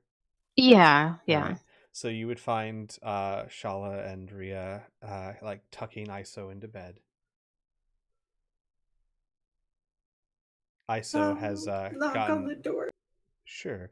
ISO is out of her traveling clothes and in something much more loose, like a nightgown, comfortable cotton. Shala, Ria. I'm sorry, Shala, because Shala is a PC. Shala, would you like to say Yeah, something? you hear a knock on the door. Ria would get up and go answer it. Can I sit on the floor here? And points to the floor just inside the door, like leans around him. She'll kind of Oh. give him a curious look. Not. He just beams and like kind of slides past her and sits on the floor cross-legged. Just sits there and smiles. Always having Shala on your mind. I'm sorry, what? Shakes his head. Nothing. Can I insight that? You are always welcome to insight. What does a 22 get me? Oh boy. Can I roll a deception for that with my negative? Yeah.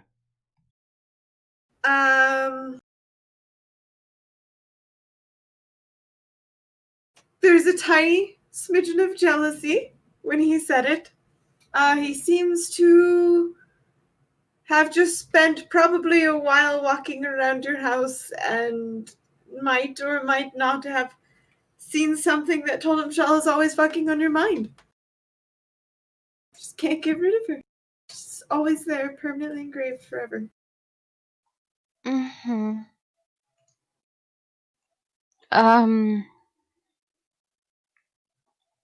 Oh, and of course this is Ria. So she will walk over to him and look down at him.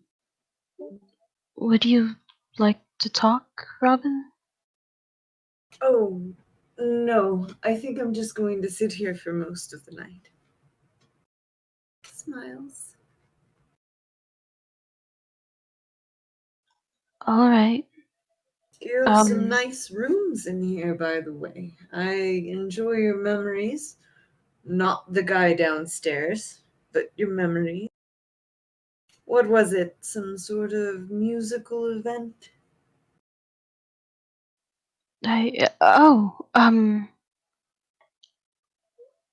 Yes, I was about 8 years ago, I think. The Valentines, were traveling through the Bloodsworn Vale, where my castle is, and they, stayed with us for a night and performed for us. Ah, yes, you were very cute. And he's going to describe exactly what she was wearing. She looks shocked for a moment, a little flushed. Oh, Squee, did I see myself in any of those rooms? No, you did not. But you didn't go down where Robin's talking about. Mm-hmm. Where did you find that? That way, about however many doors, turns, corridors, hallways. Shala's face goes white and her eyes widen. He's watching her. Roll me an insight check. Oh, Both I of you want can. to as well. Yeah. It's very quick. Actually, no. She's trained to do that, but would she do that here? She would not. Her eyes widen and her face grows white. I remember a night like that.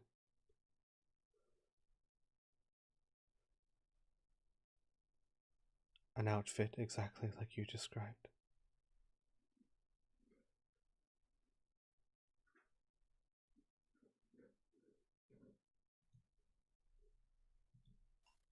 That was the night you performed for us, yes. Yes, it was. Do you two want to talk in the hallway and I'll keep an eye on ISO?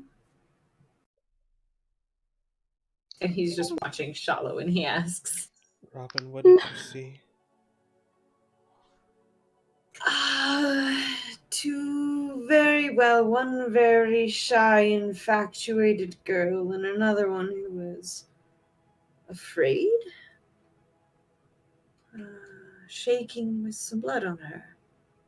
It was a very interesting scene on all accounts. I'm just curious, as it seems that Shala is the main star of your entire motions around fantasy. Shala shakily sits down on the bed. I don't remember blood. She trails off looking towards Shaw. It's far easier to hide emotions from a child than it is an adult, I have learned. Rhea, you know that my family was here to perform for you. I don't know, you may have suspected they had ulterior motives. Do you recall a paladin, an elderly one, passed away that night?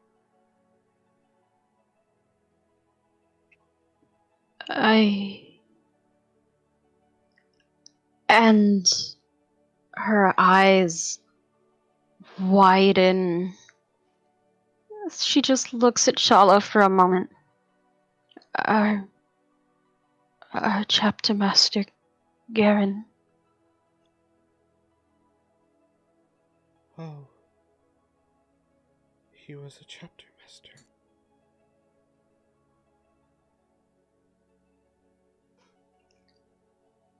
And Rhea nods slowly for a moment and swallows and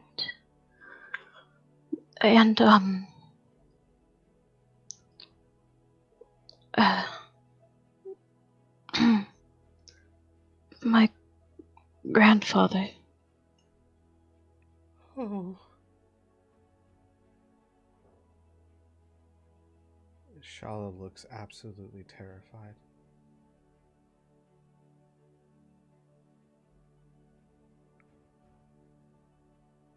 I was too young to perform the main event, but I was old enough for my first assignment.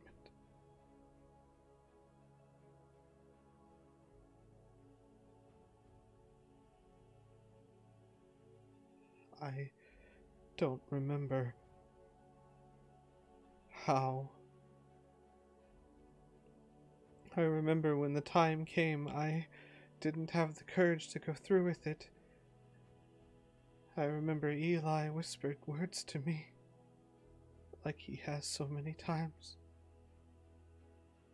And then I remember blood. So much blood. I washed my hands. I hid the dagger. I wasn't careful. I was too young. And then I saw you. On my way back to... You tried to talk to me. I was so sick.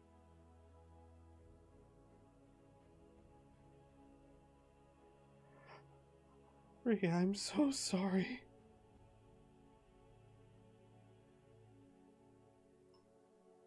She's just slowly nodding, and there are very silent tears that are dripping down her face. And she sort of just sidesteps to a wall and, allows herself to slide down it and sit there. Just sort of staring at Shala, and then at the ground and back again. Shala looks absolutely mortified. And at some point, Iso, seeing her sister like that, quietly crawls into Shala's lap and is just looking up at Shala, who has not taken her eyes off of Rhea.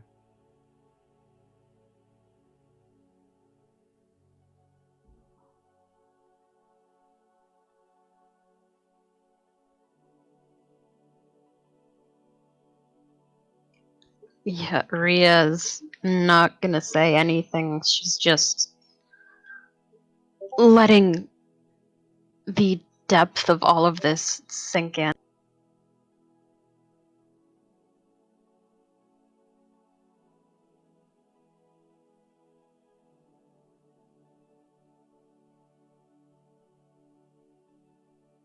Yeah, I mean, Shala says nothing. I mean, what can she say, Mhm. right? Robin, you just sit there with two women staring at each other, not saying a word. Isolanda in Shala's lap staring up at Shala with like a concerned, quiet stare. He thinks this is fairly a normal thing by now and is just trying not to stare at anyone in particular at this point. Mind his own business on the floor. He fights a lot of skeletons. He is like a skeleton vacuum. Mm-hmm. He hasn't been bored for a while. Can't roll perception checks to save the life of him, but investigations in Magic Mansions, he's got that in spades. Oh yeah. Oh boy, after a few moments, Rhea will just be looking down at the ground and sort of hoarsely say, Robin, could you watch Iso for a moment? Absolutely. And he'll get up and walk over and hold out his arms to Shala, who's holding. Shala will almost absent-mindedly but carefully hand Iso over to you. Iso goes into Robin's arms, but an arm is still reached out towards Shala. She looks very concerned. And Shala will stand up quietly, bow her head,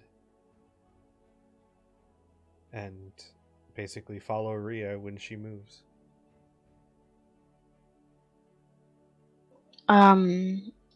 Rhea will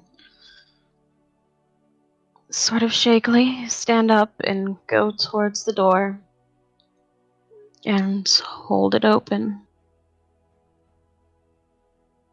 Shala, her shoulders slouched, her hands clasped at her waist, her head down, quietly shuffles out of the room. Yeah, and she will close the door behind them and, still just looking down, will hold a hand out to her. At first, it doesn't seem like she notices it. Her eyes are on the floor.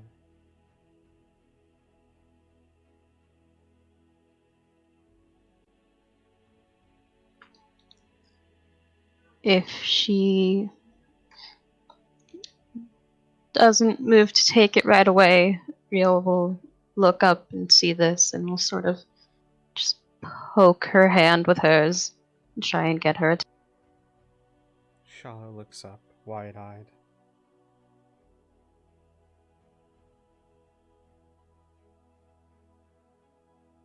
She'll do it again, just holding her hand out. kind of like shell-shocked, she takes Rhea's hand. This certainly was not what she was expecting. Mm-hmm. And Rhea will lead her down towards what would be Rhea's room. Okay. And will lead her inside and have her sit on the bed, and will sit next to her. And without saying anything, will just wrap her arms around her.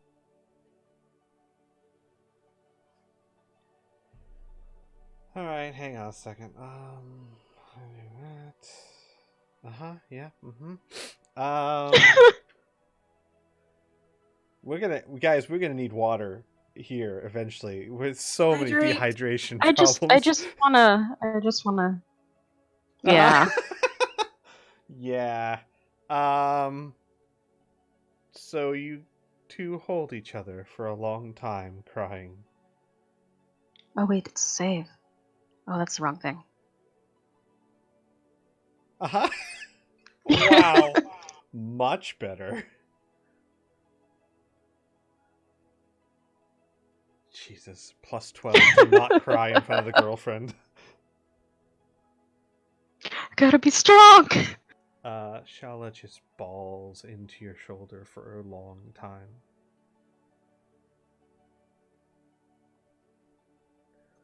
Mm-hmm. And she obviously will cry as well, just not nearly as hard. Gotcha. That She's strong, silent tears. she's she's mourned this already plenty of times. Eventually, obviously, the tears dry up. You can't cry forever. Shala will lean back and sniffle, wipe her nose on her sleeve. Very uncharacteristic of Shala. And look at Rhea.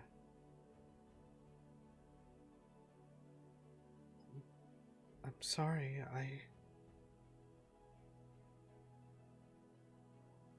It's not that I didn't want to tell you. It's worse than that, Rhea. Until Robin mentioned the dress you wore... Rhea, there have been so many.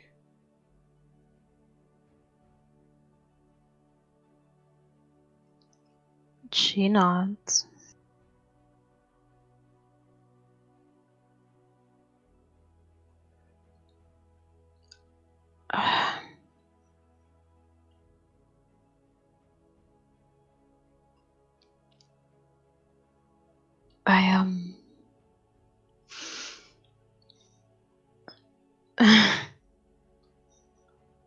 I don't really know what to do with this.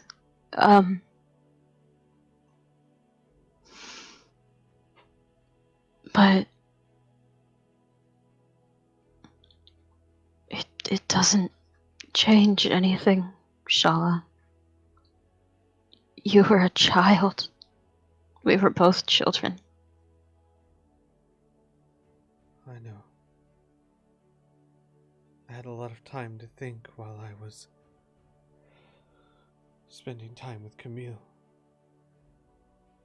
I know that I was forced to do many things that were beyond my control.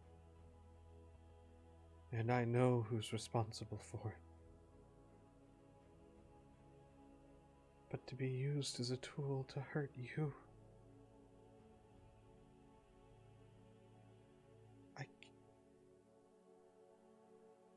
I can't justify that.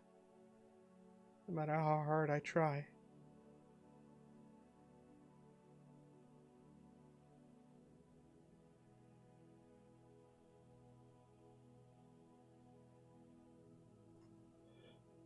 Rhea, we have to stop them. We have to end that entire horrible family.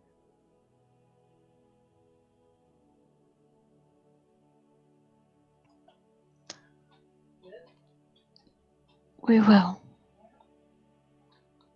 And we're working on it. And for now, we just need to focus on what's ahead of us. And this journey and keeping your sister safe. She nods. Keeping you safe. And what about us? I understand if, after what you've heard, it's too much. I can keep my distance. She just takes both of her hands in one of hers and grabs the side of her face with the other and just kisses her. This changes nothing, Shala. I still love you.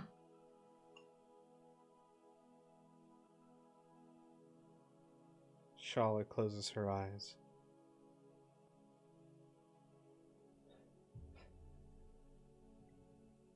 The world doesn't deserve you, Rhea.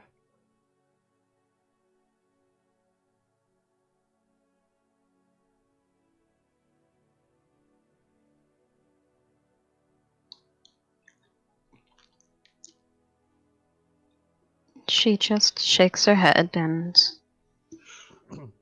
holds her hand still. Go ahead. No, go ahead. I was going to say, unless Rhea stops her, Shala is going to reciprocate and fade to black. Oh? Alright. I mean, you just basically proved that beyond a shadow of a doubt, you love her. That, yeah. No. Mm-mm. Alright. So, Well then. a scene fades to black. Hey, it's a first in the campaign! Really, I thought it was going to be Murray first, but you know. It's always One the down. bard. Come on now. Oh, yeah. Let's be And real. they're both bards. Right? Oh, no. That's Shala always trying to lay everyone. That's Shala.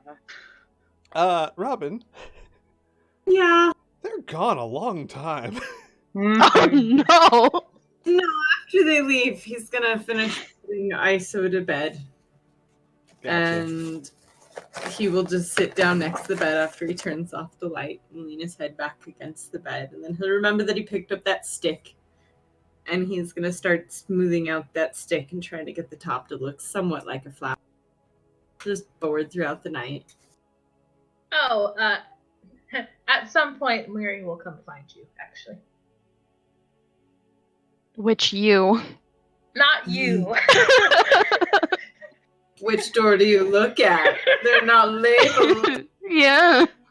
You don't know. Her passive is a 19. She's been an She orphanage her knows? whole life. She's raised enough teenagers to know which door not to go into. Oh. I mean, you could probably also ask one of the staff.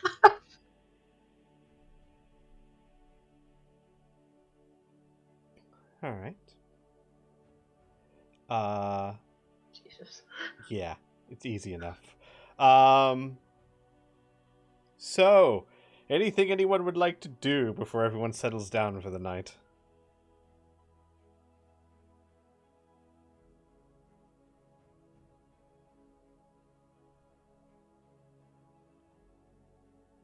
No? Okay. Ross has plans to get up very early. Yes, that's Yep, where I was going same. to jump to. So everyone kind of falls asleep, except for Robin, of course. Iso sleeps very quietly. No, actually, before that happens, Robin, when you put her to sleep, she would just stare at you very worried and say, Shala. She's fine. Charlotte and Rhea are very Weary close, from the background. She's fine. and they need a lot of alone time together. Having a very nice time right now. And in the morning, she will be very happy to see that you have gone to bed and are bright and ready for a very long car ride. She nods. Robin.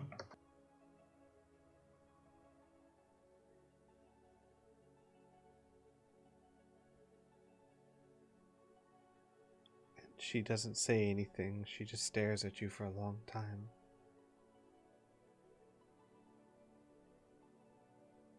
He's gonna turn around and just like lean his head and his arms on the bed and just stare back at her.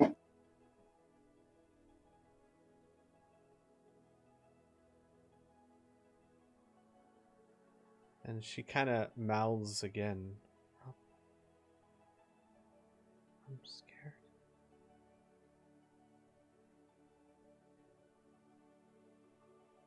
You don't have to be scared anymore. You're with all of us, and no one's ever going to get you. You'll solve this problem, and you'll live a life doing whatever it is you want to do. She nods and will eventually drift off to sleep.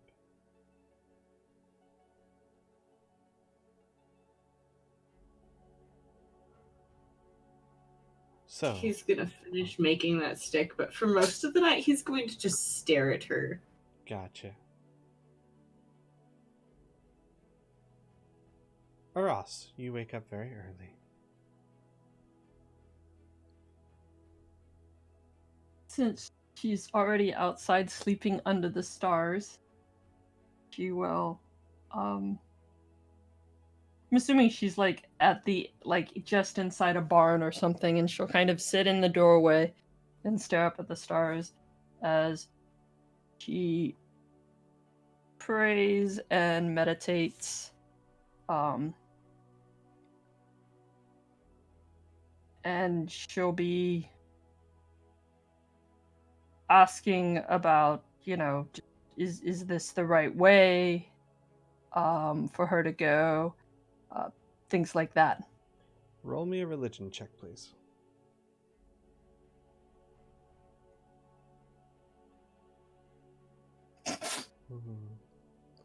You don't get a I response. will use my inspiration. Okay, sure.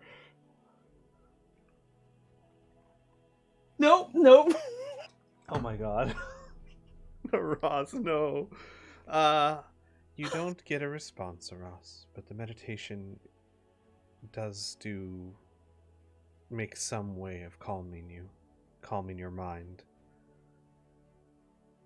But you don't feel a divine touch.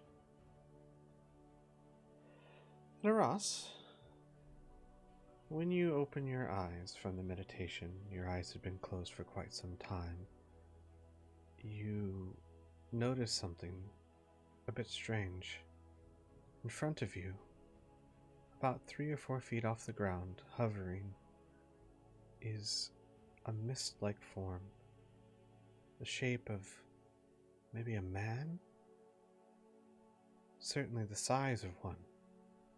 It just hangs there, hovering, no features, just a general head and torso and arms and legs, hovering there, facing you.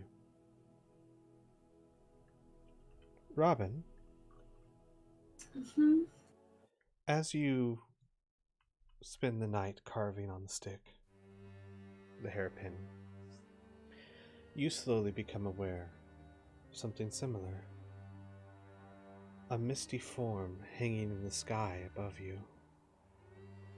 There's no details or features, but it's the size of perhaps a child. Arms, legs, a head, but you can't tell anything more than that. And it just hangs there, facing you. Where is this located? Where is this? About 3 or 4 feet from you. Is it near ISO? No, it's not. Okay. I sit up and slowly move myself onto her bed and put a hand on her so I'm touching her in case I need to take her out of here. As you move towards her, it glides almost with you, staying about 3 feet away from you. Oh. Can I Arcana this? Yeah, Or absolutely. trying to figure out what the fuck this thing.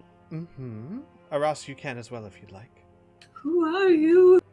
Moiri's in the room with Robin. Does she wake? You'd be asleep at the moment. Yeah.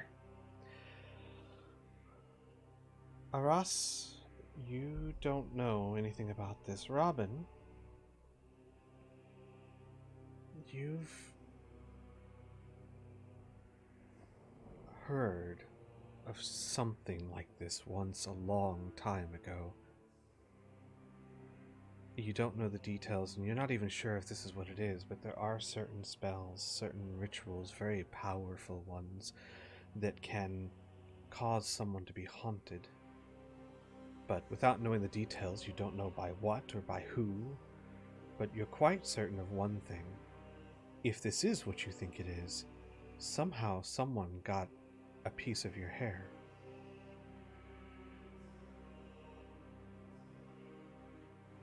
Yeah, okay. So I move a little to make sure it's moving with me. Mm-hmm. And it's just a haunt. Okay, it's fine. You look over at Muri, and there's one above her as well. About the same size and shape of yours, actually. No features, hard to tell. Maybe a child or a small person. Just floating above her, facing her. Kind of makes little whistling sounds trying to get me ready to wake up.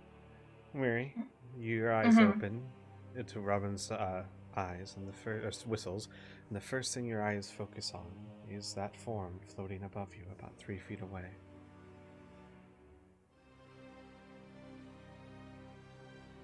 She immediately looks at you, Robin, as it, like, very questioning. Is this something you did? He shakes his hands or shakes his head and then hand signs, but she doesn't understand that. So he will whisper very quiet, "We're being haunted. Someone has a piece of us."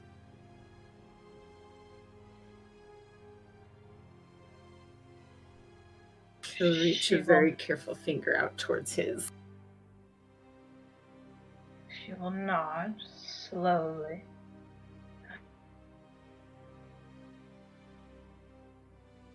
Does it react other than moving? Mm-mm. As he moves his hand towards it. No, it doesn't seem to be fully formed yet. Yeah, alright.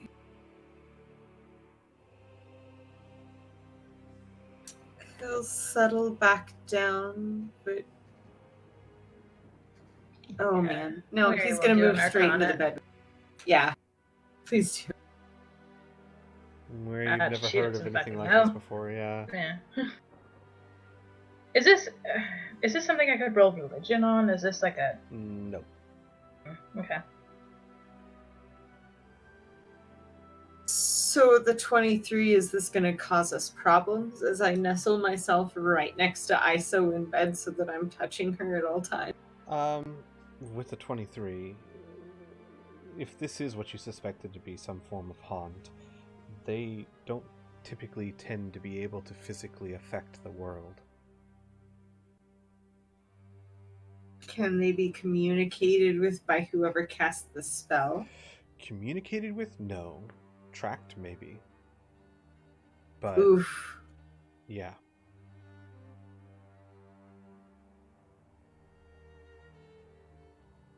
Okay.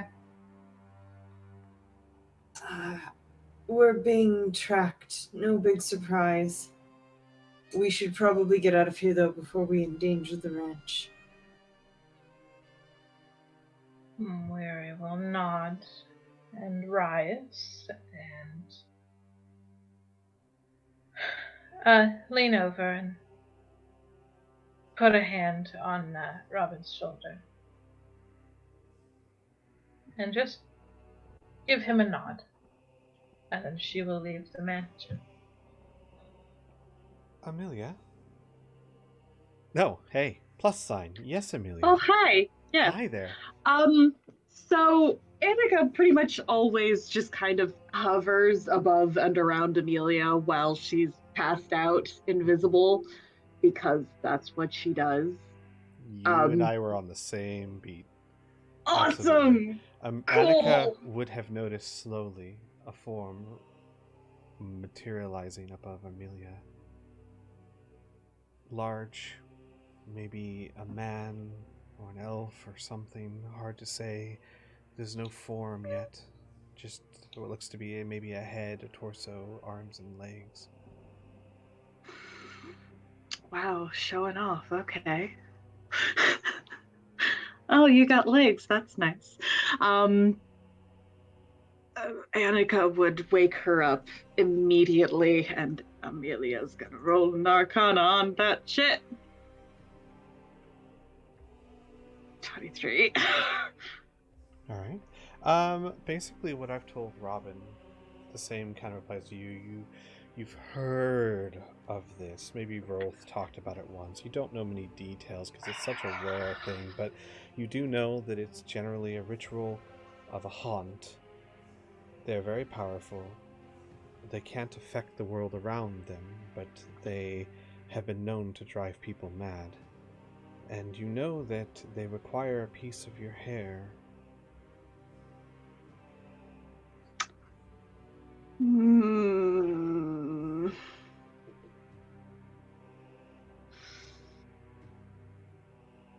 Does she have any, even an inkling on how to dispel this? No. Sorry. You've heard that it exists, but you don't know the details of it. Plus, while if this is a ritual, it would all very heavily depend on who cast it, how they cast it, what particular spell it was. Mm-hmm. There's one sure way. You can kill whoever cast it, break their... I mean, yeah, but that means she has to know who the fuck cast it. Anyways, Yep. So she's immediately going to get up and she's going to, I guess, look for where the fucking... Actually, no, she's not going to take it to the mansion door. She doesn't know that anyone else has this. So she's going to... Oh, God. Yes.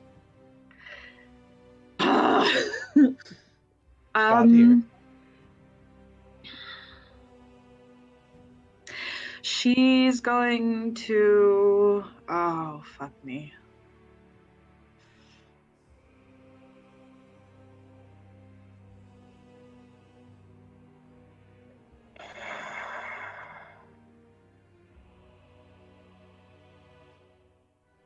No, screw it. She's going to go to the mansion, or where the mansion door is. Okay. I'm guessing it's not there. Right. But we can say, considering that Robin would have seen it and Annika would have seen it, things would have been happening around the same time. Right around the time you get there would be when Weary steps out. Does she see Weary's haunt? Yes. Yes, she does. Oh, God, you too. And Robin as well. Likely all of us. I'm not sure what it is, Robin. Said something. It's a haunt. It's... someone's cast a curse on us, essentially. They can be used to track, which I'm guessing is what the purpose of it was. And she's going to start heading through the doorway. Where's Shala? There's a pause. You're going to want to give her a little bit. I mean, it's been hours. Yeah, but they probably have no clothes on. Would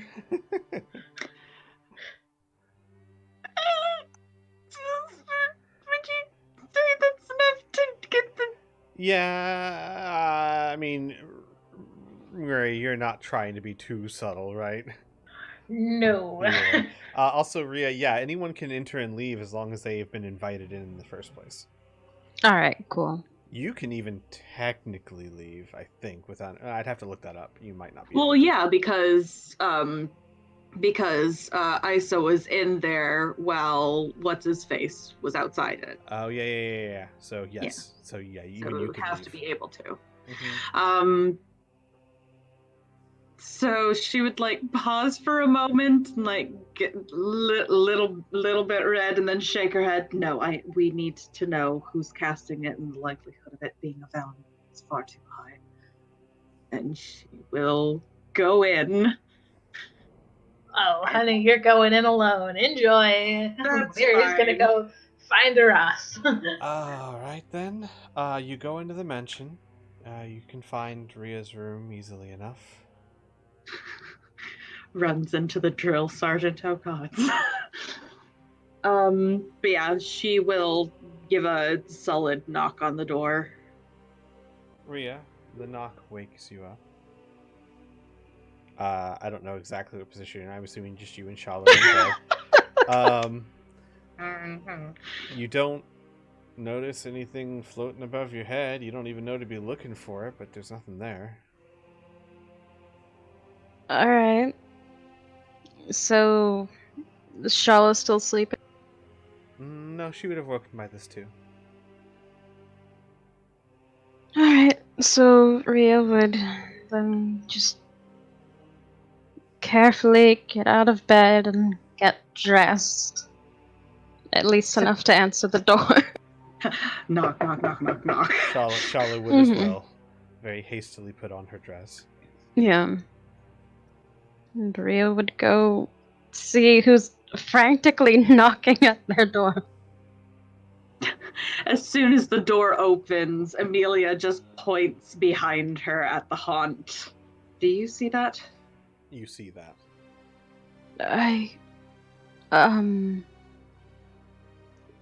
What is that? Eli. No. Oh. Shala's eyes widen. Amelia. Has anyone taken your hair? How am I supposed to... Oh, no. Gonna roll a history. Go ahead. You guys needed to roll better on your perception checks. Oh, you son of a bitch. No, you don't remember anyone taking your hair. You son I of a rolled bitch. 21. Just to clarify. Mary, they already had your feathers. Oh yeah. Well, Camille's body was destroyed. Who said she still had your feathers? She passed them off to somebody. That bitch. And just to clarify, Rhea doesn't have one, right? She does not have one, nor does Shala. Oh. All right. Nor does Iso, for that matter. This doesn't scare me. How do we get rid of them? Because me, Mwiri, and... Did Mwiri say that Robin had one as well?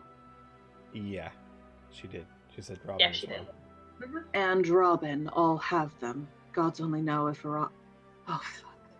I don't know. But I do know what it is. We should find them. Yeah. As soon as she realizes it, Amelia's going to, like, run out of the mansion and start calling for Aras. I'm right here. You don't have to go. She was like walking up to the mansion. And there's a haunt behind her.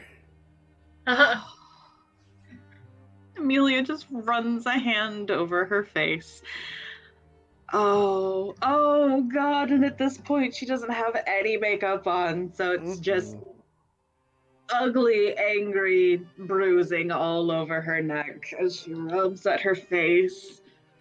It's slightly faded, slightly from the greater restoration, but still very there. It's had 2 years.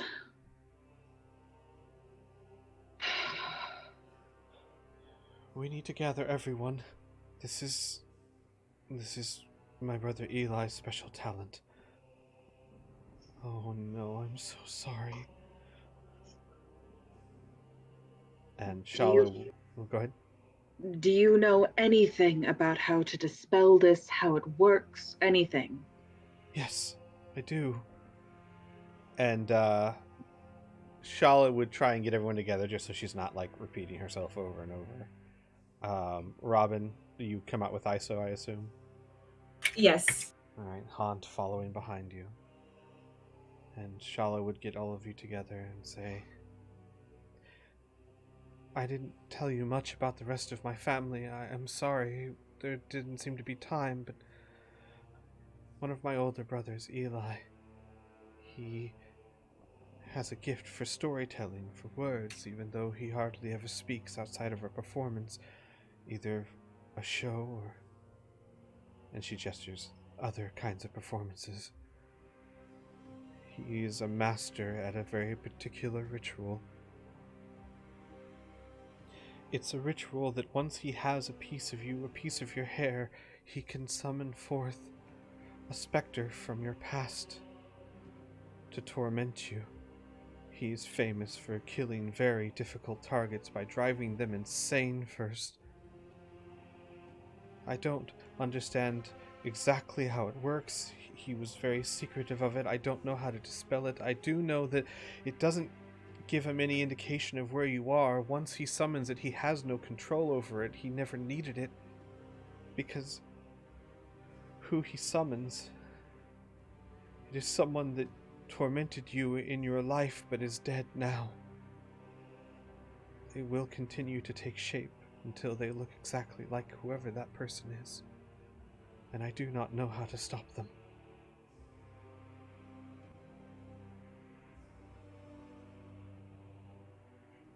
Yes, Amelia? Can I roll a history to see if Amelia recognizes the specter? Well, I mean, I would say you'd have to take a lot of guesses. Right now, there's just not enough. It's maybe man size, doesn't look feminine, but other than that, head, arms, legs, torso. Can I? Sure, go ahead. By all means, I'd say more perception than history. Okay, fine. Fucking perception. Well, we'll just add whatever it is to that 5. What's your... +2. No, you don't know. Maury? Oh, well, I guess I should roll perception first. Hold on.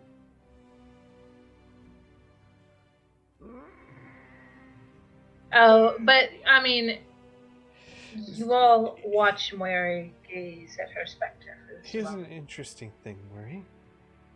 Yeah. They're small. Child, maybe? Halfling? Gnome? You don't recall anyone that tormented you? Not the way Shala seems to be suggesting. Yes, she Well, does. except Lee. for one. Yeah. Mm-hmm.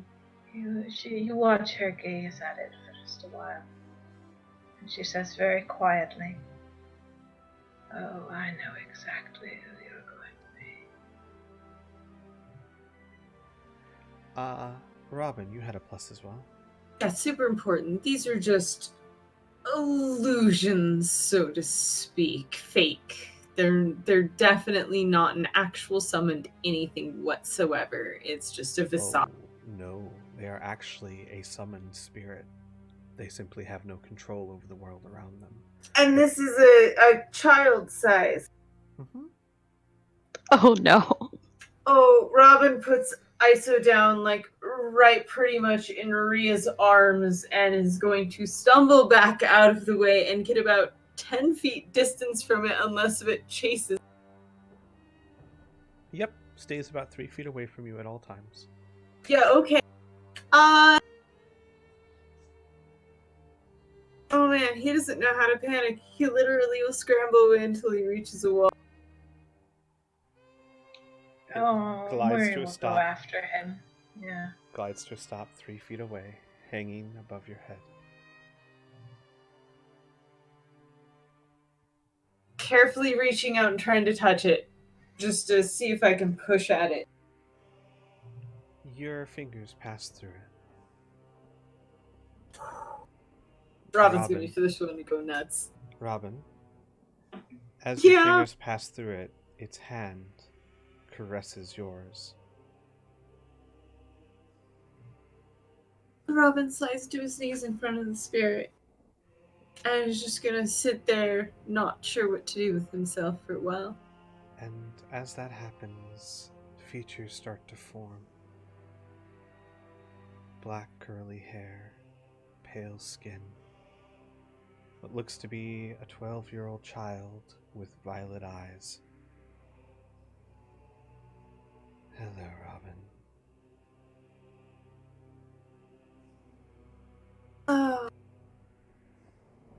Oh, okay, let me think about this. Sure, I'll get back to you.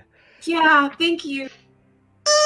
Amelia, Mm-hmm. behind you, the features start to solidify into a greasy, half-bald head, slightly overweight.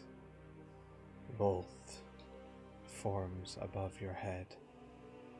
You.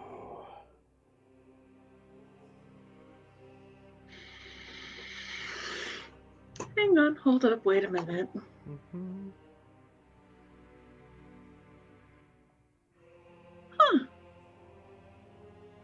She turns and looks up at him, and there's a very brief moment of surprise. And then she just sighs. Nero, I was hoping I was done with you. Aras. Behind you, the specter starts to take shape. The angular features and nose, you suddenly become very aware.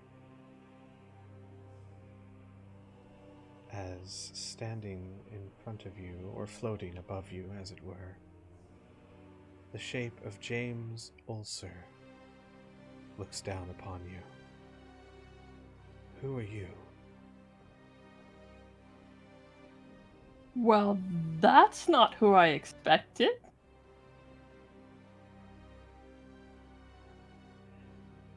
Hey, Pops. Oh. The Yes. specter beside you starts to take shape. And as it takes shape, it looks as though it has blonde hair. But it doesn't look to be a child. It looks to be a gnome. And all of a sudden, Paula appears. Hi, Murray! Oh, it's been a while. I hope you're okay. I know they were trying to do some sort of horrible ritual, but I've been looking out for you, and I just couldn't let them go through with it, so I kind of stepped in. It made them very angry. Oh, all of her feathers stand on end.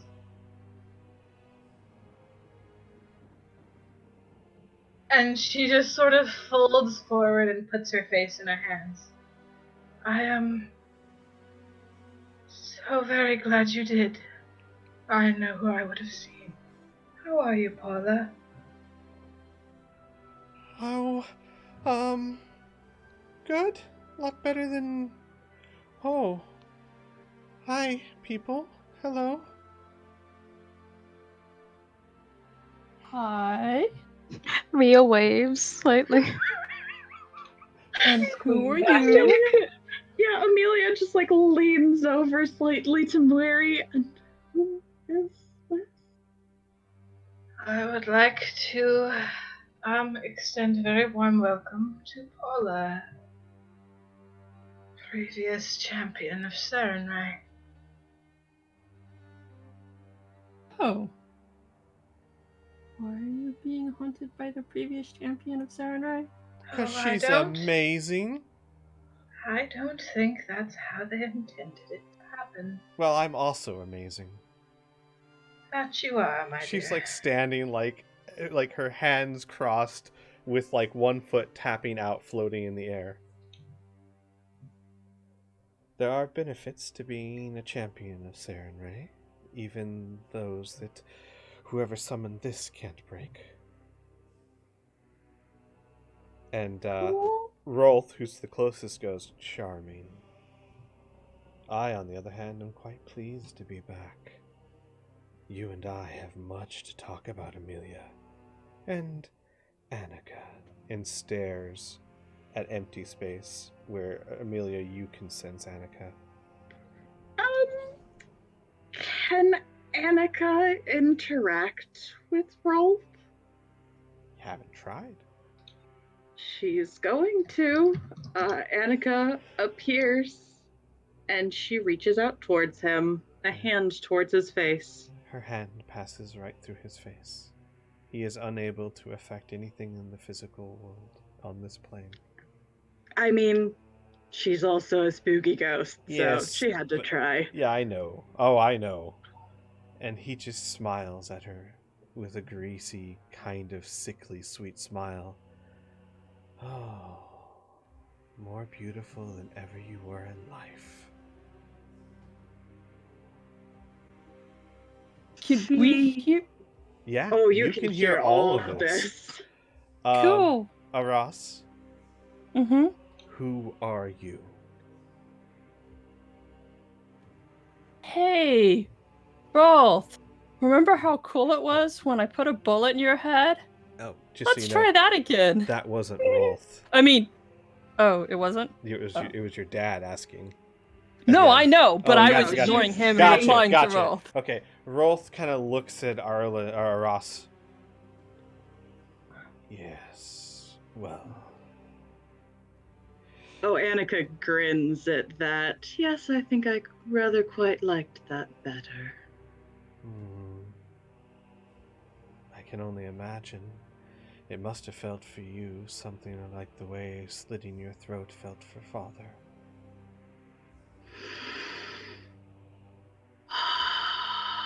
He always did think you were a bitch. Just plumes of black smoke pouring out of her throat.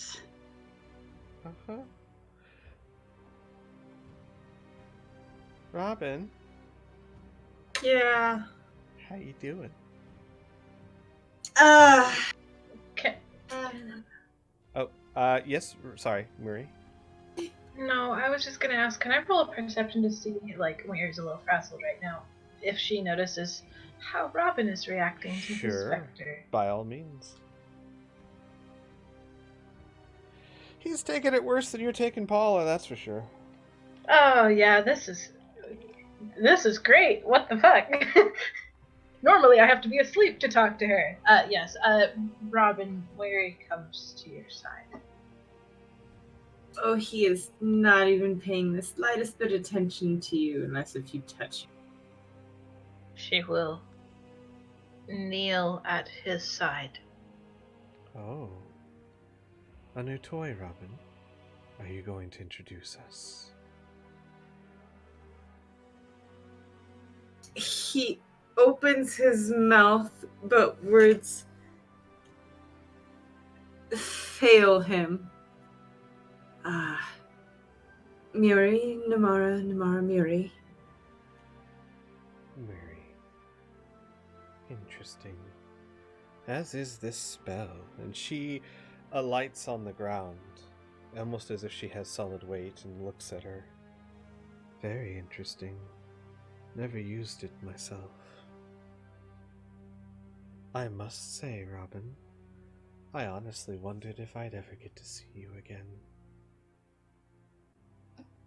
Have you missed me? Yes, I have missed you. His forehead's practically pushed into the ground at her feet. Oof. Good boy. I'm sorry, Murray. I'll be taking Robin back now. Whatever fun you had is over. Weary clicks her fingers and casts silence. Mm-hmm. And will gently place a hand on Robin's shoulder. Holds perfectly still. And will attempt to lift him up. Holds perfectly still. Mm-hmm. She's stronger than you. Don't make her do this. You're probably gonna have to do it. Uh-huh. Just picks him up. You pick him up, and then what? Sets him on his feet. Mm-hmm. Like supporting him around the waist so that he can't crumple again. Namira is just watching you both silently. He's And waiting for disapproval. Mm-hmm. And will pull Robin into a hug. Holding perfectly still, waiting for approval or disapproval. Mm-hmm. Robin, where are your eyes? On Namara. She looks. See what she wants to do. She looks into your eyes and smiles. Roll me insight with advantage. Of all the people in all the world, you know how to read her.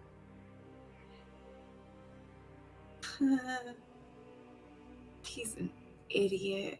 Hmm. Hey! Oh, you know that smile. That smile of no matter how far you run, no matter who you hold, she knows who you belong to. He's going to awkwardly try and peel Mary off of him. She will allow this and let him go. And he will crouch down and take a deep breath that doesn't exist and brush a finger against Namar's non-existent face, careful not to pass the line that is her existence. And meet her eyes and stand up and hand sign to her, but she should understand. Oh man. I am currently obligated to a task. You are only a temporary summon.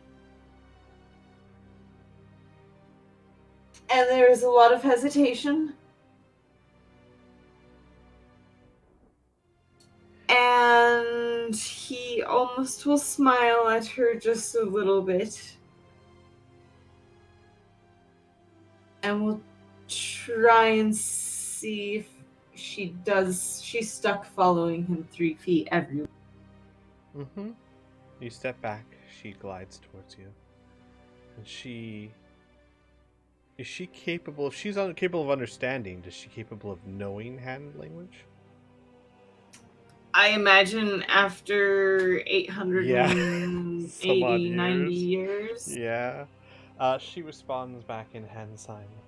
That's fine. I'd like to follow you and see what you're doing. And then she looks around, and then hand signs again. Yes, they're all temporary. But you know necromancers once they get a foot in the door, Robin. Maybe I'm temporary. Or maybe whoever summoned me doesn't know what they're dealing with.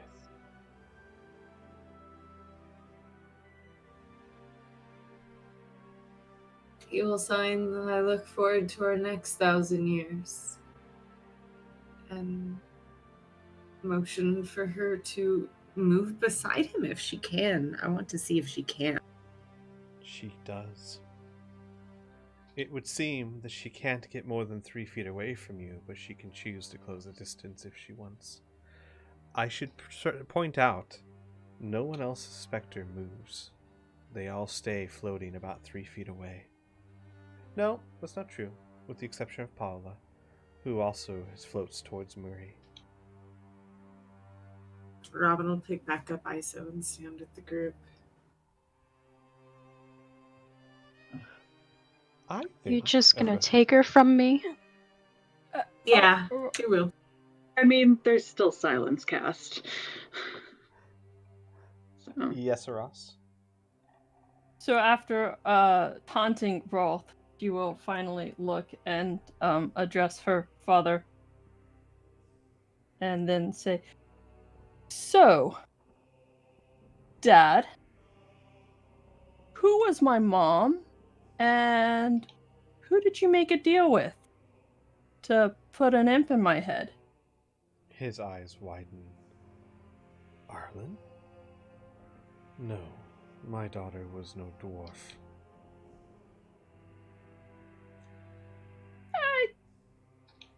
Consider me the more compact version. It's been a rough road. What wizardry is this? What happened? I was dead. And how do I know that you're telling the truth? What is this? Well, apparently you're a ghost haunting me, and this would be Shawanti magic. I mean, for me being shorter, He rolls his eyes. not the haunting. You had such a beautiful... You were such a beautiful child. Oh, you remember what I looked like as a kid? Of course I remember what you look like. He kind of calves himself. I remember you very well, Arlen. Was that because I was such a burden on you? Yes, you were a burden on me. A great one. Cool. Always great to hear.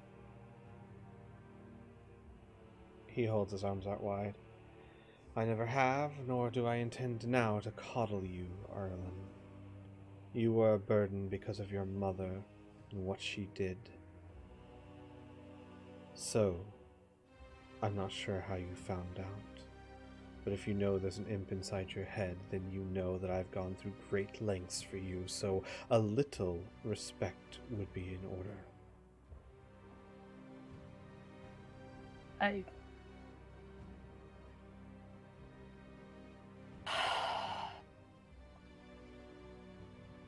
I do appreciate you letting me hang around. I do suppose that,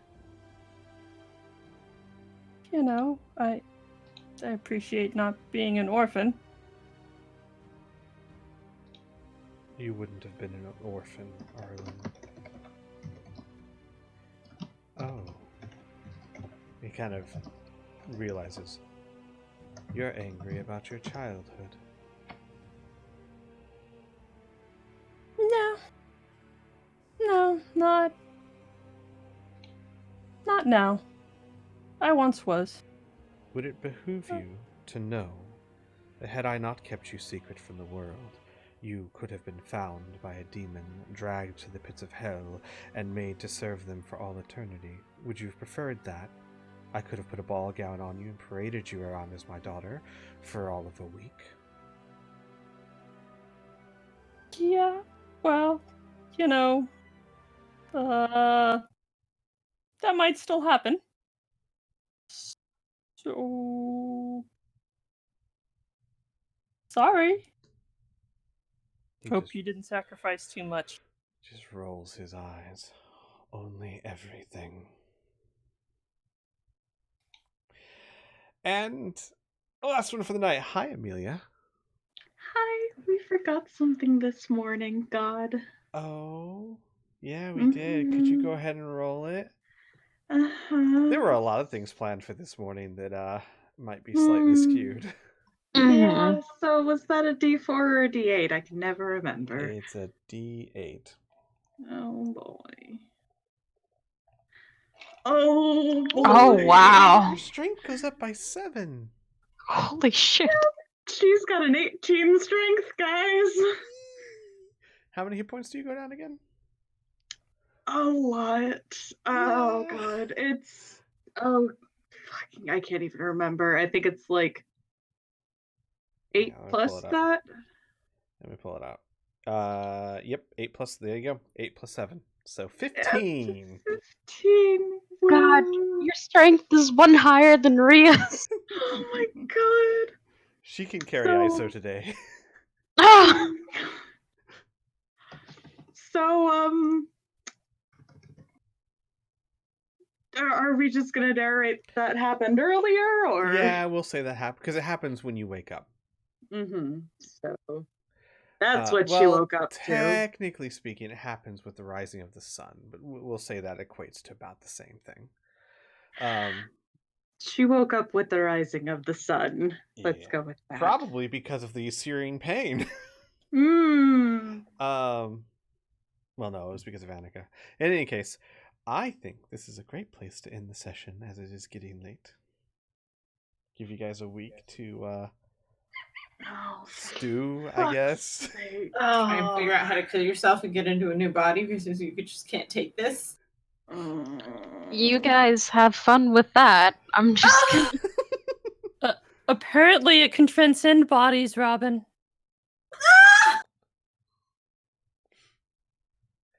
Whew, see you guys next time. Oh my god.